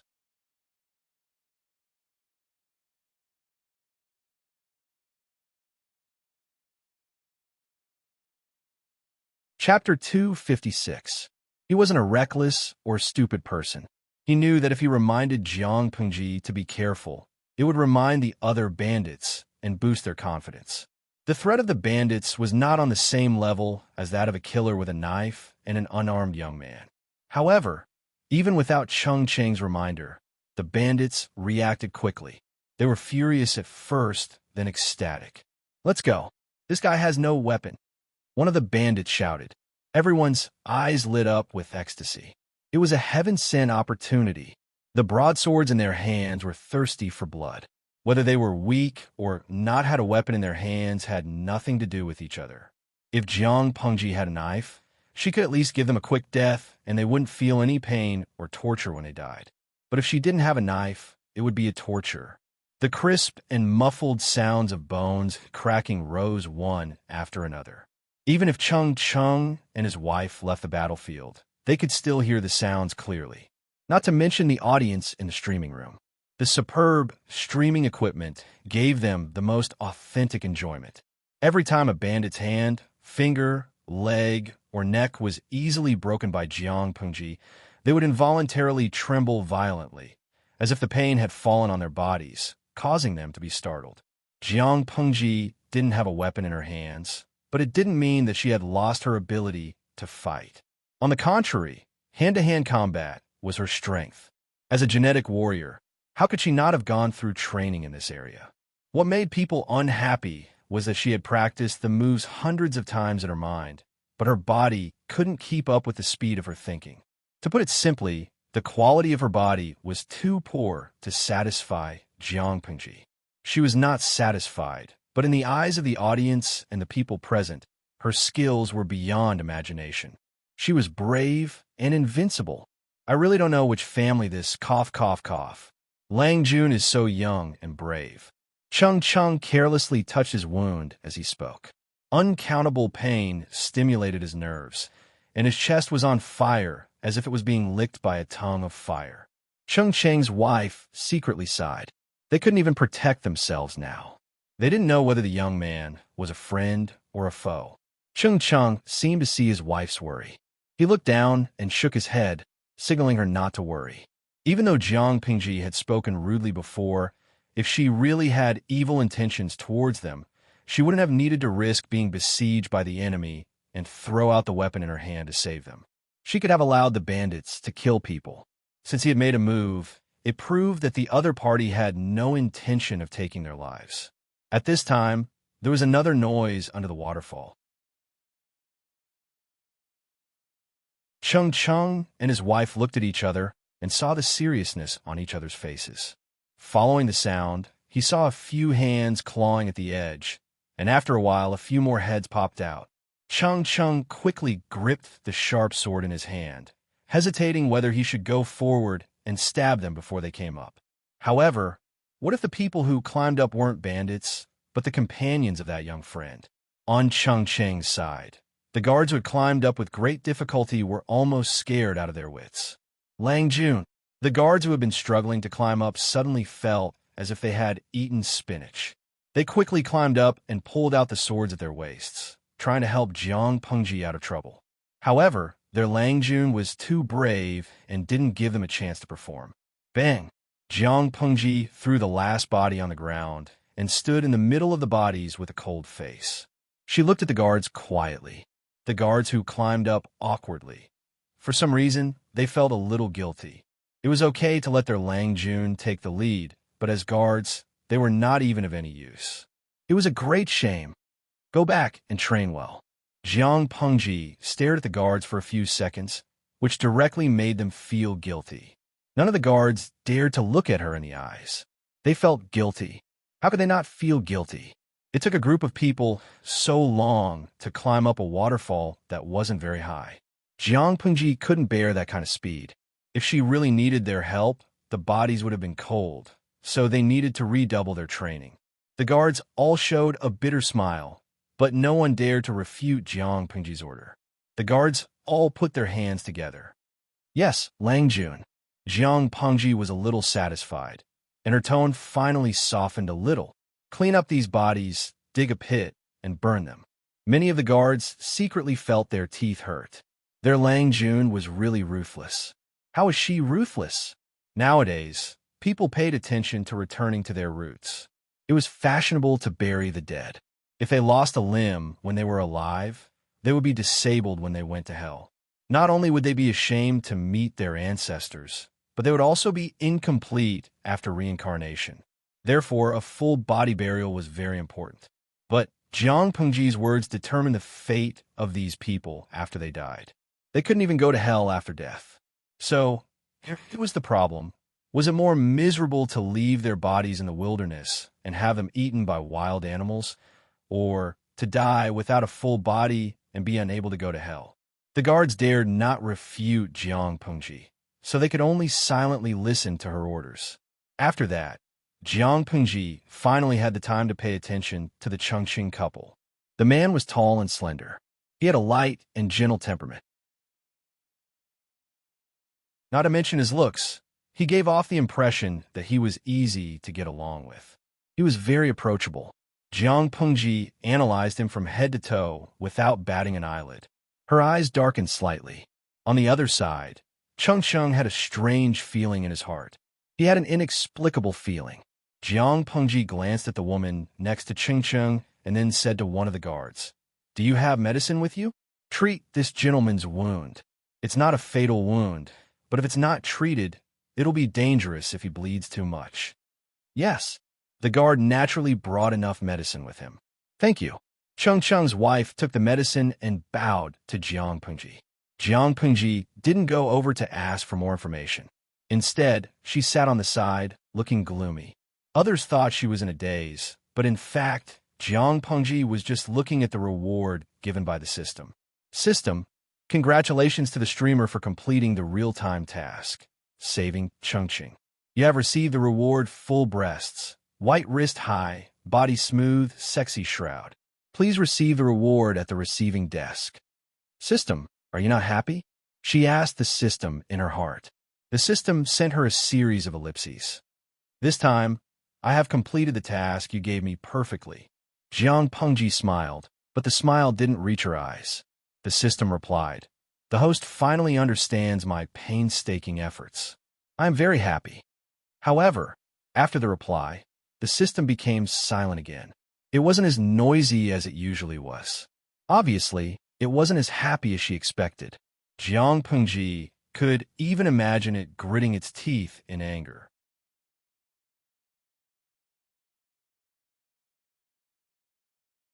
Chapter 257. Why was she angry? Maybe it was because Jiang Pengji didn't act according to the system's plan. It would be weird if she felt good. She couldn't help but laugh to herself.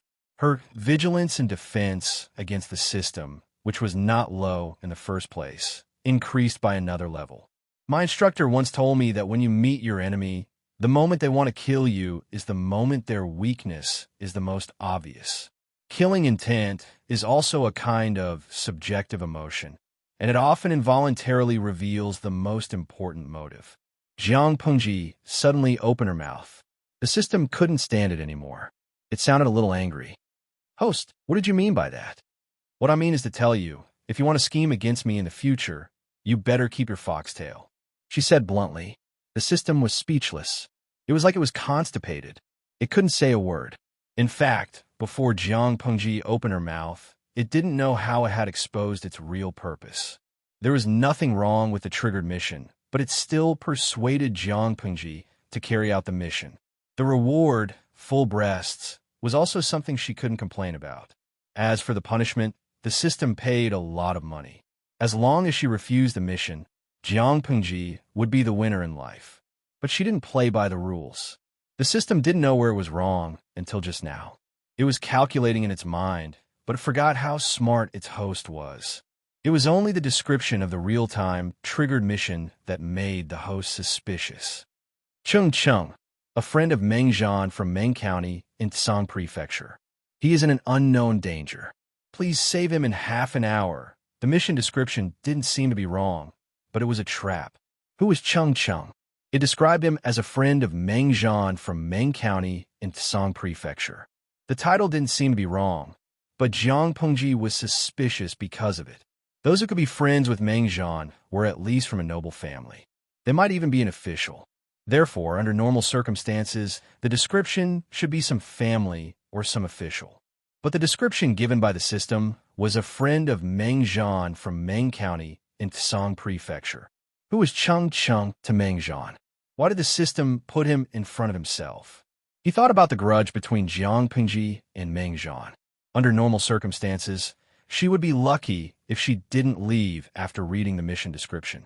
If she failed the mission, she would be punished with a level 6 electric shock. Her force fusion would increase by at least a dozen points. There were only benefits to rejecting the mission, and it was in line with Jiang Pengji's usual style. The second suspicious point was that the quest was only announced after blood robes appeared. According to Jiang Pengji's usual temperament, it was highly likely that she would help when she saw injustice. She was not afraid at all, but the system just had to issue a mission at this time. The mission content seemed to be to save people according to her wishes, but the effect was to dispel her thoughts. In that case, how could Jiang Pengji not be suspicious? The system, who understood everything, wanted to explode on the spot. This game can still be played? Its stomach was cramping and its head was hurting. It needed to calm down. After a long time, it consoled Jiang Pengji stiffly, even though it was useless. As the other half of the host, I can't possibly harm you. As for scheming against you, that's even more impossible. Jiang Pengji smiled and asked system, when you said that, didn't you feel like you were lying? The system still wanted to explain, but she forcefully interrupted it and made it swallow its words. Forget it. I never wanted you to be loyal to me. No matter what your purpose is, it has nothing to do with me. However, I hope you can understand one thing. I, Jiang Pengji, am not someone that anyone can order around. I am not a tool that anyone can use to kill others, even if it's you, the system. She clicked her tongue and did not hide her arrogance. She and the system had already shed all pretense of cordiality. It did not matter. The system sent a long string of ellipses. After spending half a year together, it more or less understood Jiang Pengji. Unnecessary explanations would only make her more disgusted and vigilant. So what if Jiang Pengji hated it? The relationship between the host and the system was simply that of a parasite and a parasite. Unless it left voluntarily, the other party could not do anything to it. Anyway, she had completed the mission. It had achieved half of its purpose. The system secretly held its breath and could only comfort itself. After this lesson, it would be fine to be more careful in the future. No matter how smart Jiang Pengji was, it was impossible for her to be flawless. One could only be a thief for 1,000 days. How could one guard against a thief for 1,000 days? Jiang Pengji said that being mentally retarded was a disease that could not be cured, just like the system. Her plan failed this time, but it still wanted to succeed next time. After the confrontation was over and the system dared not show itself, Jiang Pengji finally had the leisure to find out more about Chung Cheng's background. He was the first person who was seen as a thorn in the system's side and wanted to use her to watch Chung Chung die. Coincidentally, Chung Chung had already treated his wound with the help of his wife. He tied a clean gauze and barely stopped the bleeding.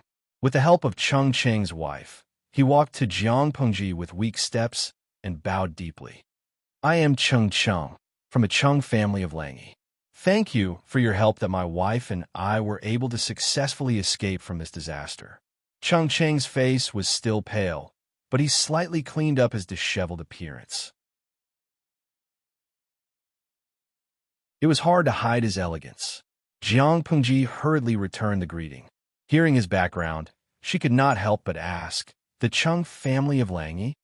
Those with the surname Chung in Langyi had inextricably linked blood relations with the gentry of the Chung family. Looking at the material of Chung Cheng's clothes and his wife's attire, both of their families were quite well off. "Yes," Chung said. Jiang Pengji asked, "Sir, you are from a noble family. Why didn't you bring any guards when you went out? Instead, you were targeted by those vicious people and provoked a vendetta?" Chung looked doubtful. Not to mention Jiang Pengji. Even he did not know how he had provoked such a group of people. "If it is not convenient for you, I will not ask more." Chung hurriedly said, "It is not like that. It is just that, even I have no clue about this matter.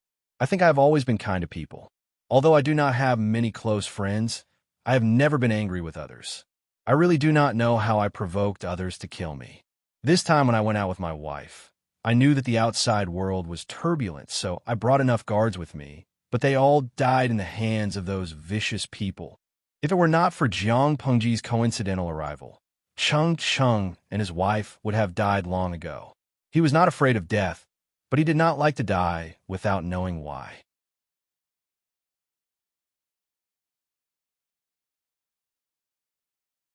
Chapter 258. Chung couldn't figure it out, but Jiang Pengji's words gave him a new suspect.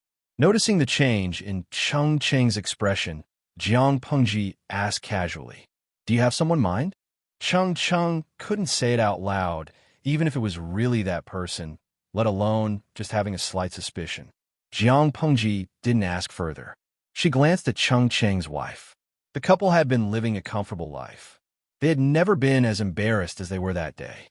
She asked a very practical question. "I just heard from you that all the guards were killed by the villains. Now we're in the middle of nowhere, and we're still a few days away from the nearest courier station. What's your plan?" Chung was injured, and his wife didn't do any housework. They didn't know how to survive in the wild. Chung looked embarrassed when Jiang Pengji asked the question. Before he could say anything, Jiang Pengji continued, "If you don't mind and trust me, why don't I send you to the nearest station? You could settle down there and then contact your families. You are still in danger if you don't know the background of the thugs." Chung thanked Jiang Pengji for her kindness with shame. If they didn't get a ride, they would have a hard time surviving even if the thugs didn't kill them. Compared to Chung Cheng's gentleness, his wife was very straightforward. She liked Jiang Pengji more after witnessing what she did. "You have extraordinary skills and an imposing aura. I wonder which family you are from." "The Liu family of Hejian. My first name is Shi. My father is Liu Shi. If you don't mind, you can call me Lanting." After hearing this, Chung and his wife were both surprised, but they focused on different things. Chung Cheng's wife focused on the young man who was talented enough to be a good son-in-law. "You are Liu Zhongqing's son?" When Liu Shi was young, he was the man that many girls missed. The story of him and his wife, Gu Min, was even more popular. Chung Cheng's wife had never seen him, but she had heard about him. She didn't expect a talented man like Liu Shi to have such a powerful son. Those villains had forced the couple into a dead end, but in front of this young man, they were so vulnerable. After a while, Mrs. Cheng's mind was already twisted. She labeled Jiang Pengji as the future son-in-law. If any family's daughter could marry Liu Shi's son, it would be a great deal. It was a pity that his daughter was still young. Otherwise, he would really want to settle down for her. Chung Cheng's focus had nothing to do with Liu Shi. It was purely because of Liu Shi. "You're already 20? He didn't look like he was 12 or 13 at most." Jiang Pengji was stunned for a moment. She immediately understood the reason behind Chung Cheng's question. She explained, "The courtesy name of Lanting was left behind by my late mother. It's just that father and mother loved each other deeply. After mother passed away, she always called me Lanting. Since he had already given it, he might as well just use it. It would save him the trouble of giving a nickname. Chung Chung. Such a wild and unrestrained style was really something that Lu Shi would do. Most of the blood on her body had dried up. It was impossible to tell what she looked like. Jiang Pengji told the guards to protect Chung Chung and his wife. She found a secluded place to wash her face. She couldn't wash off the other blood on her body, but she had to wash off the blood on her face. You're really good looking. Do you have an uncommitted marriage? Chung Cheng's wife was more and more satisfied with Jiang Pengji. She saw that Jiang Pengji looked so delicate and pretty. Although she was a little feminine, she was a popular image of a handsome young man. She was tempted and wanted to be a matchmaker for Jiang Pengji. Jiang Pengji nodded and then shook her head. She said, I did have an engagement, but Master Liaochen told my fortune. He said that I shouldn't get married early. Otherwise, it would be harmful. So, I had to cancel the engagement in order not to waste the girl's time. Chung Cheng's wife gave up on the idea of being a matchmaker. She felt it was a pity. She didn't doubt the truth of Jiang Pengji's words. Marriages between gentry families were not child's play. Unless it was unavoidable, they wouldn't cancel the engagement. Jiang Pengji's reason was irrefutable. Chung Chung looked at Jiang Pengji's face thoughtfully until his wife pinched him.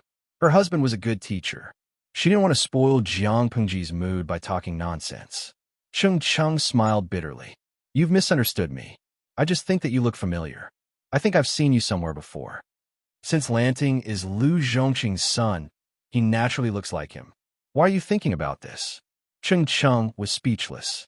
He had never really met Lu Shi. They had been friends for a long time. They both knew of Lu Shi, but they had never met. The circle of gentry families was not big, but it was not small either. He had never met Lu Shi, but he had made friends with the same people. He had heard about Lu Shi from his friends. Therefore, Chung Chung said that Lu Shi looked familiar was not because of Lu Shi. He thought about it, and suddenly remembered that he had seen an unfinished painting from his friend a few months ago. If the woman in the painting was a few years younger, more youthful, and softer, wouldn't that be Lu Shi? However, Lu Shi was Lu Shi's second legitimate son. He was the daughter of a concubine in the Lu family and had been raised in a boudoir. Could it be that the woman sleeping among the flowers in his friend's painting was the late Gu Min? It was terrifying to think about it. However, it was not impossible to think about it this way. His friend was Yuan Jing's disciple, and Yuan Jing had some contact with Gu Min when he was young.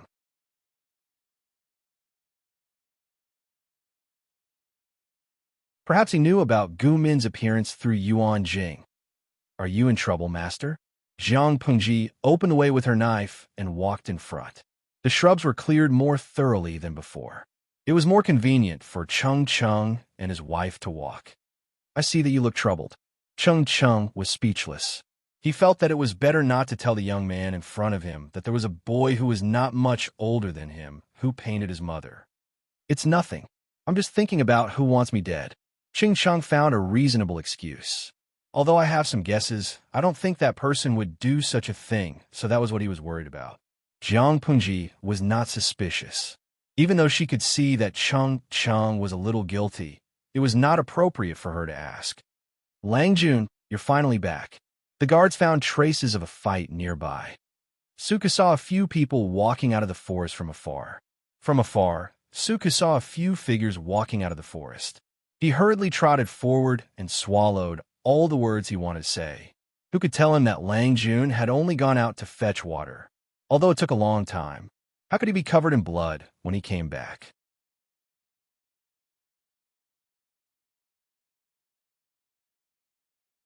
Chapter 259. Suka was confused, but Jiang Pengji was much calmer. What kind of fight? She threw a few water bags to Suku and said, ask the guards to gather some firewood and boil it in a pot. Put it back in the water bags when it's cold. The water in the stream is not clean after all. Boil it before drinking. He hurriedly took the water bags and found two new faces in Jiang Pengji's team. Suku said, the guards who were looking for firewood reported that they found several carriages and horses without people on the road ahead. There were many corpses lying around. After checking, they found that there was a fierce fight not long ago. The master is worried that it was done by the mountain bandits. Suku had been to that place. After careful inspection, he found that the possibility of the bandits committing the crime was very low. It was more like a premeditated murder. Therefore, he could not help but worry about his Lang Jun, who had gone out to fetch water. He was about to lead some people to search for her, but Jiang Pingji came back with blood all over her body. If it were not for the fact that it was broad daylight, Suku would have thought that it was the ghost of his Longjun's death. His heart almost stopped beating. He was scared to death. Jiang Pengji immediately understood and said, "Those should be Mr. Chang's carriages. They were attacked by bandits on the road. I happened to pass by and helped them beat the bandits back." Xiaoyu, ask someone to prepare some food. She said it lightly as if she did not remember that they were surrounded by 40 or 50 bandits. Of course, Suku was misled into thinking that those were just ordinary mountain bandits. He did not think too much about it. His Longjun's face was ruddy, her eyes were still clear, and she was full of energy. He could tell that she was fine at first glance. Well, it was probably those bandits who got into trouble. With that conclusion, Suku did not panic at all. "Yes, I'll do it now." Suku was completely familiar with the housekeeper mode. He did whatever Jiang Pingji said. "Oh, and ask Takshu to bring me some clean clothes. I need to find a place to wash up. It's uncomfortable to have blood on my body." The viewers in the streaming room were instantly excited. Outdoor bathing play. According to the routine, there must be a fool who accidentally passed by, saw her, and then accidentally met the streamer. Just thinking about it made him feel sweet. Haha, sweet. If Jiang Pengji didn't even have this little bit of vigilance, she would have died a few times. Taksha heard the news and ran over. She was relieved to see that Jiang Pengji was fine, apart from looking a little disheveled. "Please wait for a moment, Lang Jun. I will go prepare the clothes." After she finished speaking, Taksha retreated. She went to the carriage's trunk to find a set of clean clothes, a towel, and soap. "County Chief Liu is here." Chung saw that Jiang Pengji was done with her work and asked, "Yes, I heard that my father is this year's General Evaluation Officer and needs to go to Shangjing to take charge." Chung, is there anything wrong?" He felt that Chung Cheng's expression was slightly speechless. Chung continued to be silent, with a complicated expression. After a long time, he said with a wry smile, "People used to say that Liu Zhongqing was wild and unruly. I used to think that it was someone else who wanted to discredit County Chief Liu. But now it seems that he was right. The evaluation was imminent, but the chief examiner was only on his way now. Liu Shi, as soon as he arrived, he heard someone bad-mouthing his daughter and damaging his image as a father. Who did he offend? He was an old fox in the officialdom, so he did not take Chung Cheng's words to heart. Lanting, these two are... Liu Shi walked over and saw the face of the person who had badmouthed him. Just one glance, and the unhappiness in his heart disappeared. Although Chung and his wife looked disheveled, they still looked elegant. No matter who saw them, they would sincerely praise them. "Father," she told her father what had happened in detail and said, "It was fate that brought us together, so I invited Mr. and Mrs. Chung to come, and we plan to go to the next station together. After all, the murderer's purpose and background are still unknown. If we leave them in the wilderness, I am afraid that their lives will be in danger. Father, what do you think?" As Jiang Pengji spoke, she found that Liu Shi's eyes were a little blank. She could not help but frown. It seemed that the couple behind her had some background. Otherwise, why would Liu Shi have such an expression? In fact, Chung and his wife did have some background, but not yet. Liu Shi was a man who had been through a lot.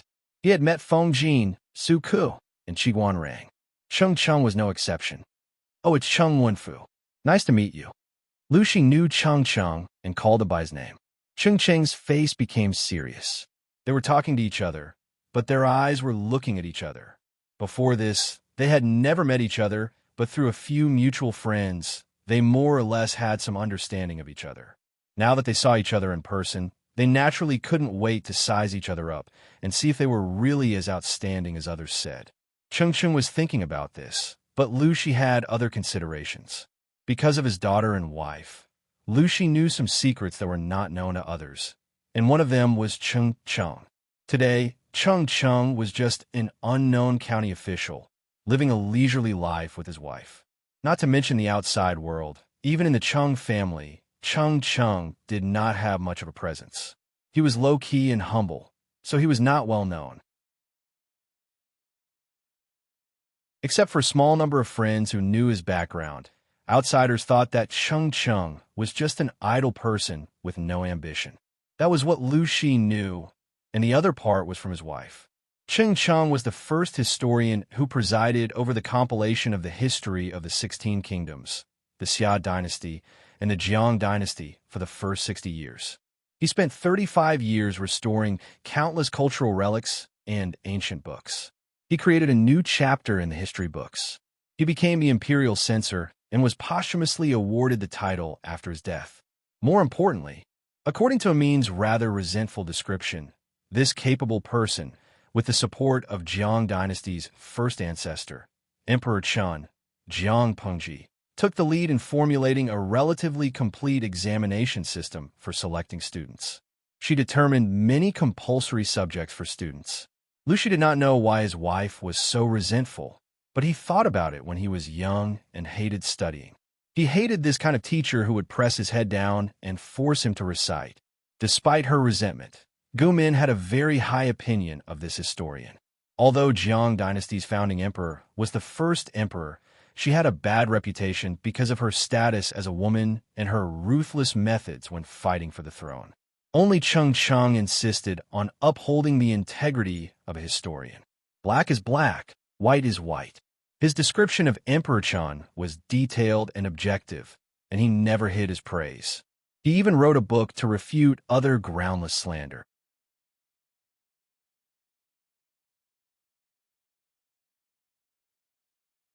Chapter 260. According to his wife, Cheng Cheng was not good with words, but his writing was sharp and he was good at scolding people. Lu Shi thought about it. The scene of Cheng Cheng holding a book in one hand and a pen in the other appeared in his mind. The scene was so beautiful that he didn't dare to think about it. He was afraid that he would laugh in front of Cheng Cheng. Lu Shi entertained Cheng Cheng and his wife. He asked people to prepare food and hot water for them. Although the conditions were simple, they were considerate. Jiang Pengji took the guards to bury the bodies of the guards. After all, they died protecting Cheng Cheng and his wife. When they came back, they brought back a lot of carriages. She couldn't help but be curious when she saw the marks of the wheels in the ground. Cheng Cheng's life was no longer in danger. He was overjoyed when he saw that Jiang Pengji sent the carriages back. Regardless of the others, he went straight into the carriage and opened the boxes one after another. He was relieved to see that the treasures were safe. Cheng Cheng's wife smiled and joked, "It's time for you to change your temper. Otherwise, Lu County Chief and Lanting will laugh at you. No one will pick up these boxes if you throw them on the road, but you treat them as your lifeblood. People who don't know better will think that they are treasures." Cheng Cheng was a little embarrassed. He blushed because of his wife's teasing. After all, it was a little crazy to bring a few carriages of bamboo slips with him. Lu Shi helped Cheng Cheng out of the predicament. He knew how difficult it was to study nowadays. The bamboo slips in the carriages were not as important as one tael of gold for ordinary people. They were just a pile of bamboo slips for starting a fire. But for those who had foresight, they were priceless. It was hard to find one of them, even with money. Cheng Cheng secretly smiled at his wife. There was a hint of pride on his face, which made people who saw him smile. Because Cheng Cheng was injured, he could not withstand any additional torment. In addition, the condition of the road was not smooth. So Lu Shi made the decision to prepare a carriage for the couple. The shock absorption system of the Lu's carriage belonged to the pyramid in this era. Cheng Cheng and his wife didn't know the reason at first. They didn't know Lu Shi's kindness until they got in the carriage. Privately, Cheng Cheng's wife changed the dressing on her husband's wound. She inadvertently talked about the bandits during the day. "Did you think of someone, my husband?" Cheng Cheng's face was gloomy, and he said with disappointment, "Alas, if I had to say who I offended today, it could only be that person." "That person?" Madame Cheng's eyes darted around as if trying to guess who that person was. "Meng Zhan from Tsangzhou." Chung said hesitantly, but I don't think Meng Zhan lives up to his name, but I don't think he's that vicious. He just heard some scandals. Why would he want to kill me? If Meng Zhan really wanted to kill him because of the scandal of exchanging a concubine for a legitimate wife, he wouldn't have left Sangzhou. Why would he wait a few months before settling the score? Some scandals? What scandal is it? Mrs. Chung was confused. My husband is not a talkative person. Looking at the wounds on her husband's body, how could she not feel distressed?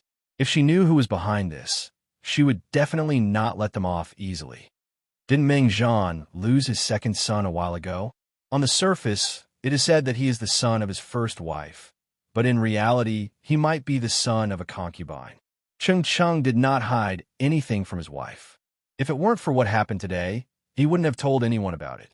Gossiping about other people's affairs was not what a gentleman would do. Mrs. Chung was surprised. She didn't expect it to be like this. In today's era, there was a clear distinction between the legitimate wife and the concubine.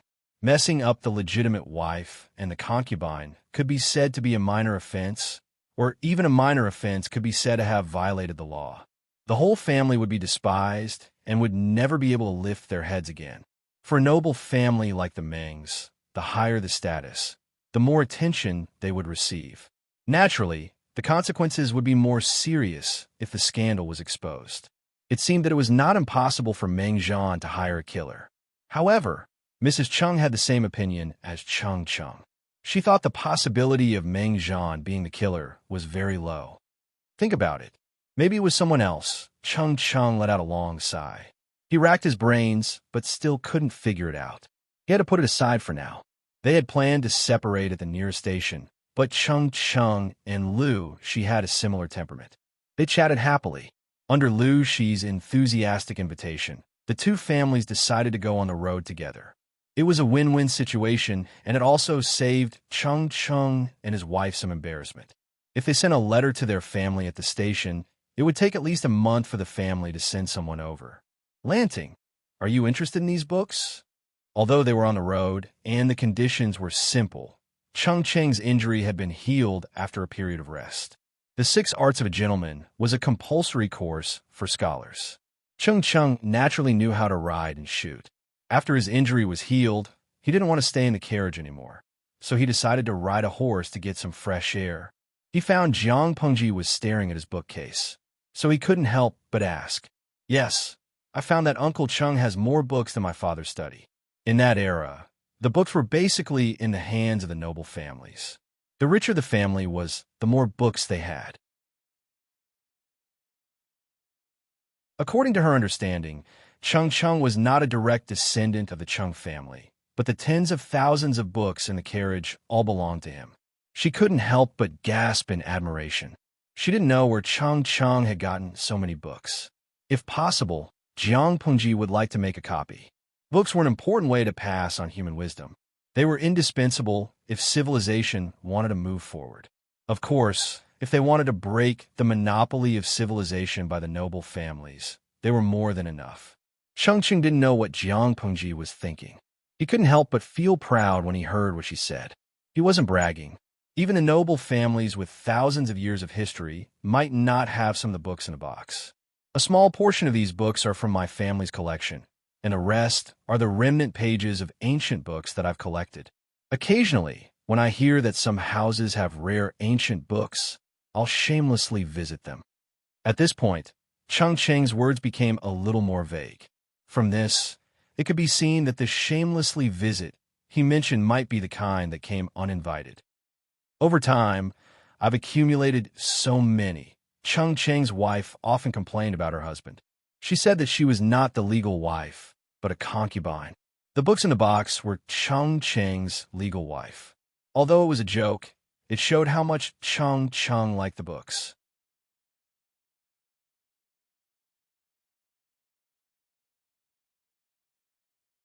Chapter 261. Jiang Pengji wasn't a good student who loved to study, but she respected and feared the professionals who worked in the field of education. Since ancient times, human history had experienced ups and downs, But no matter how tragic the war was, they were always able to rebuild civilization from the ruins at the fastest speed possible. The reason for this was that apart from the strong resilience of humans to survive, another reason was the protection of civilization. As long as the seed of civilization was still there, it would eventually bloom on the ruins. Jiang Pengji naturally respected and yearned for Cheng Cheng's ambition. Civilization was never exclusive to one family or one clan. It was the unique wealth of the human race. Cheng Cheng didn't think too deeply or too far, but he didn't stick to one pattern. His eyes didn't only see the present, but he also thought about the inheritance of civilization. That alone made him much better than most of the aristocratic families who cherished their treasures. Jiang Pengji thought about it and asked with a smile, "Uncle Cheng, would you be willing to lend me a few books to copy?" The aristocratic families treated books as their lifeblood. Unless they had a good relationship, they wouldn't lend them easily, let alone let others copy them. Cheng Cheng was very generous, but he was also a little childish, so he replied with a smile, "Of course you can, but you have to give me something in exchange." Cheng Cheng stroked his neatly trimmed beard and said, "Bamboo slips are easy to get wet, bulky, and not easy to preserve. Every time I find some slips eaten by insects, it hurts my heart so much. I heard that paper in Hejing County is hard to buy. If it's written on bamboo paper, it's light and easy to preserve.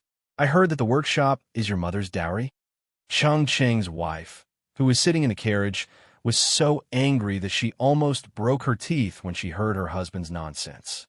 "Lanting, don't listen to his nonsense. Those treasures of his are not worth much money." Cheng Cheng's wife revealed her husband's secret and said in an angry tone, "If you like any of them, just tell me. You don't have to listen to me." Cheng Cheng's face turned red, and he secretly wanted to beg his wife for mercy. At least she would give him some face in front of the younger generation. Jiang Pengji couldn't help but laugh when she saw their interaction. "The workshop is indeed my mother's dowry.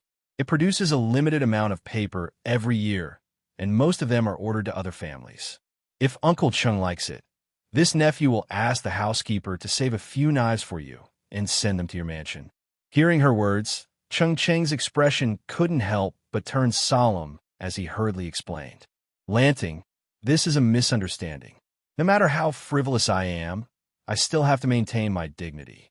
How can I take advantage of a junior?"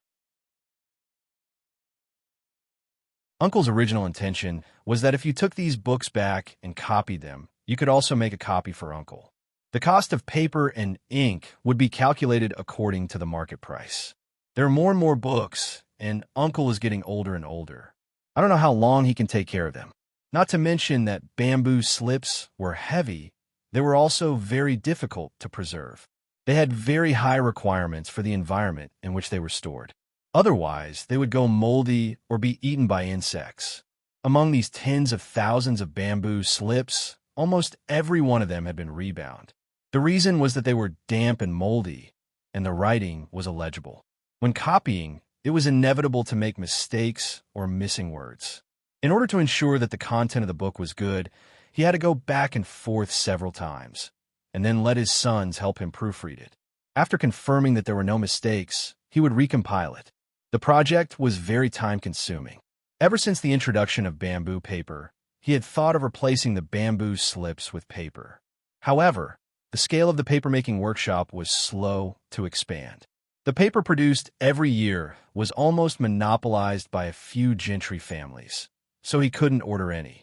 That was a pain in the ass. Jiang Pengji rolled her eyes and replied with a smile, "I can't show you my handwriting. I can look at it myself. But if I show it to Uncle, won't I be displaying my slight skill in front of an expert? How about this?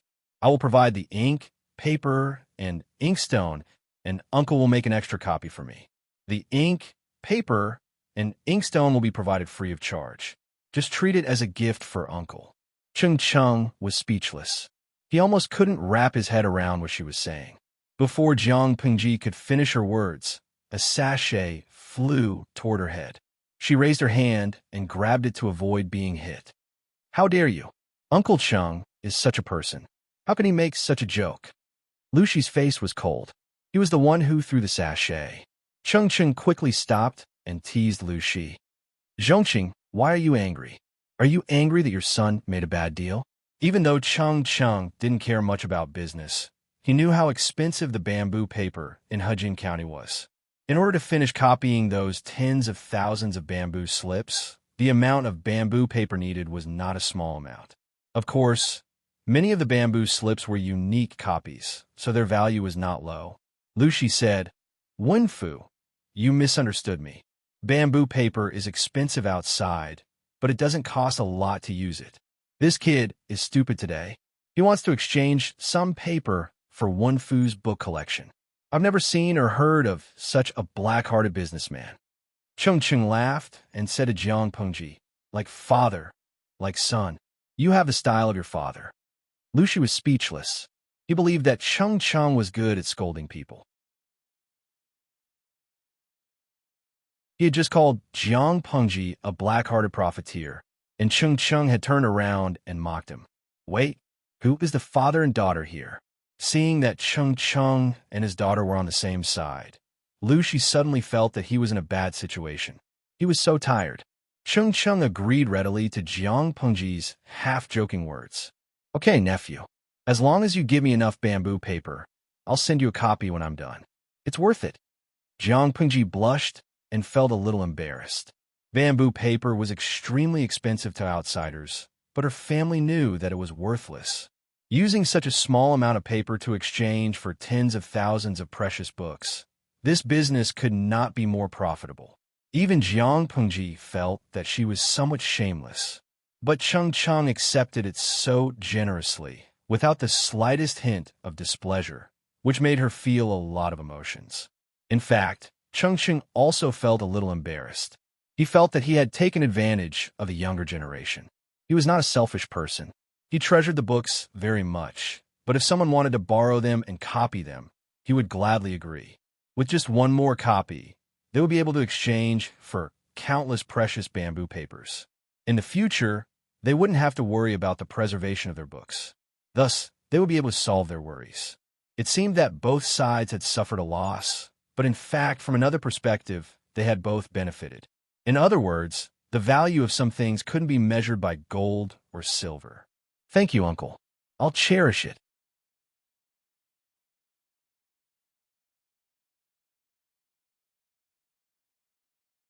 Chapter 262. After sitting in the carriage for so long, it was rare for Lu Shi to come out and relax his stiff and sore limbs. Otherwise, his muscles would protest. In another half a day's journey, we will be able to enter the city. I haven't been here for a few years, but Shangjing is still bustling. The outside world was about to turn upside down, but the majestic Shangjing was still singing and dancing, which made Lu Shi, who was used to desolation, very uncomfortable. The imperial family of Dongqing had no other skills, but they were good at seeking pleasure and pretending to be peaceful.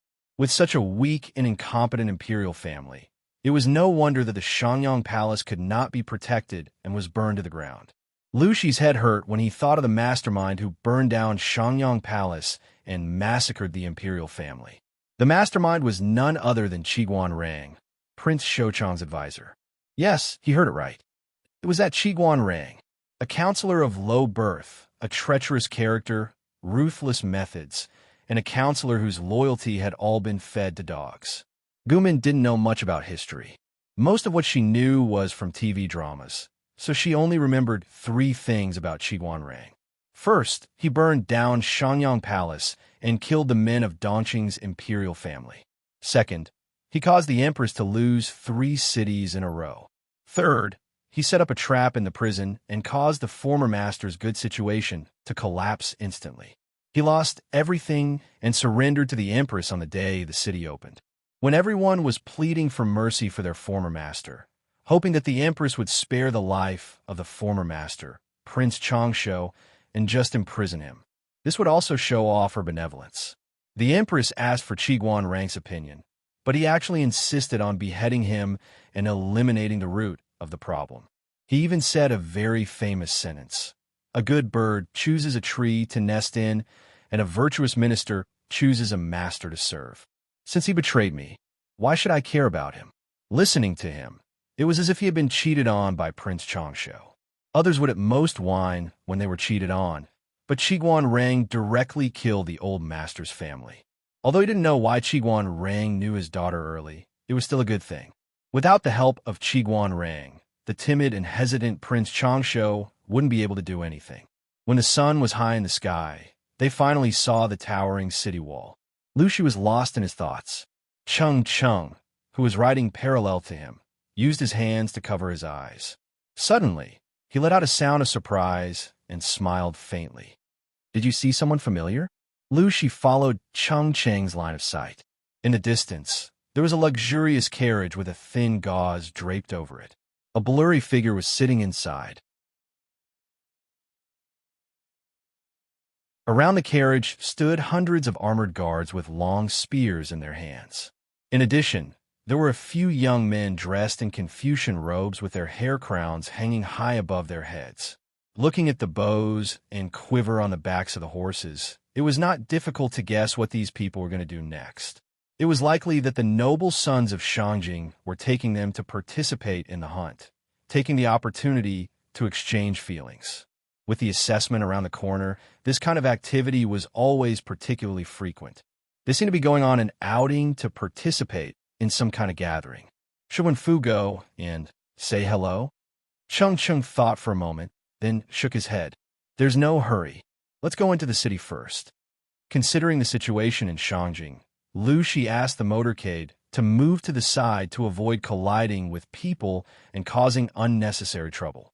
However, just because they didn't take the initiative to look for trouble didn't mean that trouble wouldn't come looking for them. Jiang Pengji started her live stream early that day. The audience in the live stream room received the news early in the morning and rushed over quickly. The room was full in an instant. Shangjing was a real ancient capital city. The degree of prosperity and extravagance wasn't something that a small rural place like Hejian County could compare with. Jiang Pengji rode on white leisurely. It looked like she was looking at the scenery, but in fact, she was chatting with the audience. Bing Tang Lemon, #propping chin. As soon as I saw the road, paved with bricks, I knew that the streamer was about to reach Shangjing. Ancient roads were mostly dirt roads or gravel roads. The former was wet when it rained, and the latter was bumpy. It was a huge project to pave a road with bricks of the same size, and it cost a lot of money. It was impossible to find such a good road if it wasn't a capital city like Shangjing or a big city with a developed economy. Tujio Chi fan. I just want to get into the city as soon as possible. I want to see Shanyang Palace, which the streamer said was Lingxiao Palace in heaven, Shanyang Palace on earth. I wonder how prosperous it is. I don't know if its scale is comparable to the Forbidden City. This is an authentic ancient palace building. Lao Si Juliaming. Come on, Shanyang Palace is a royal palace. Ordinary people can't even get close to the palace walls, right? At most, they can see the prosperity of Shangjing. It's not possible to see the whole of Shanyang Palace.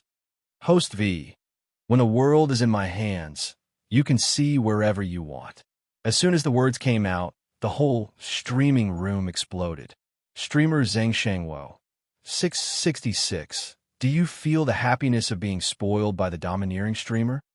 Inyueja Zhuga Chinma. Yes. Chunlai. I'm so happy that I'm going to faint, okay? Zhu Guchesti. I've already fainted. I'm so happy that I don't want to get up. I need the streamer to kiss me to get up.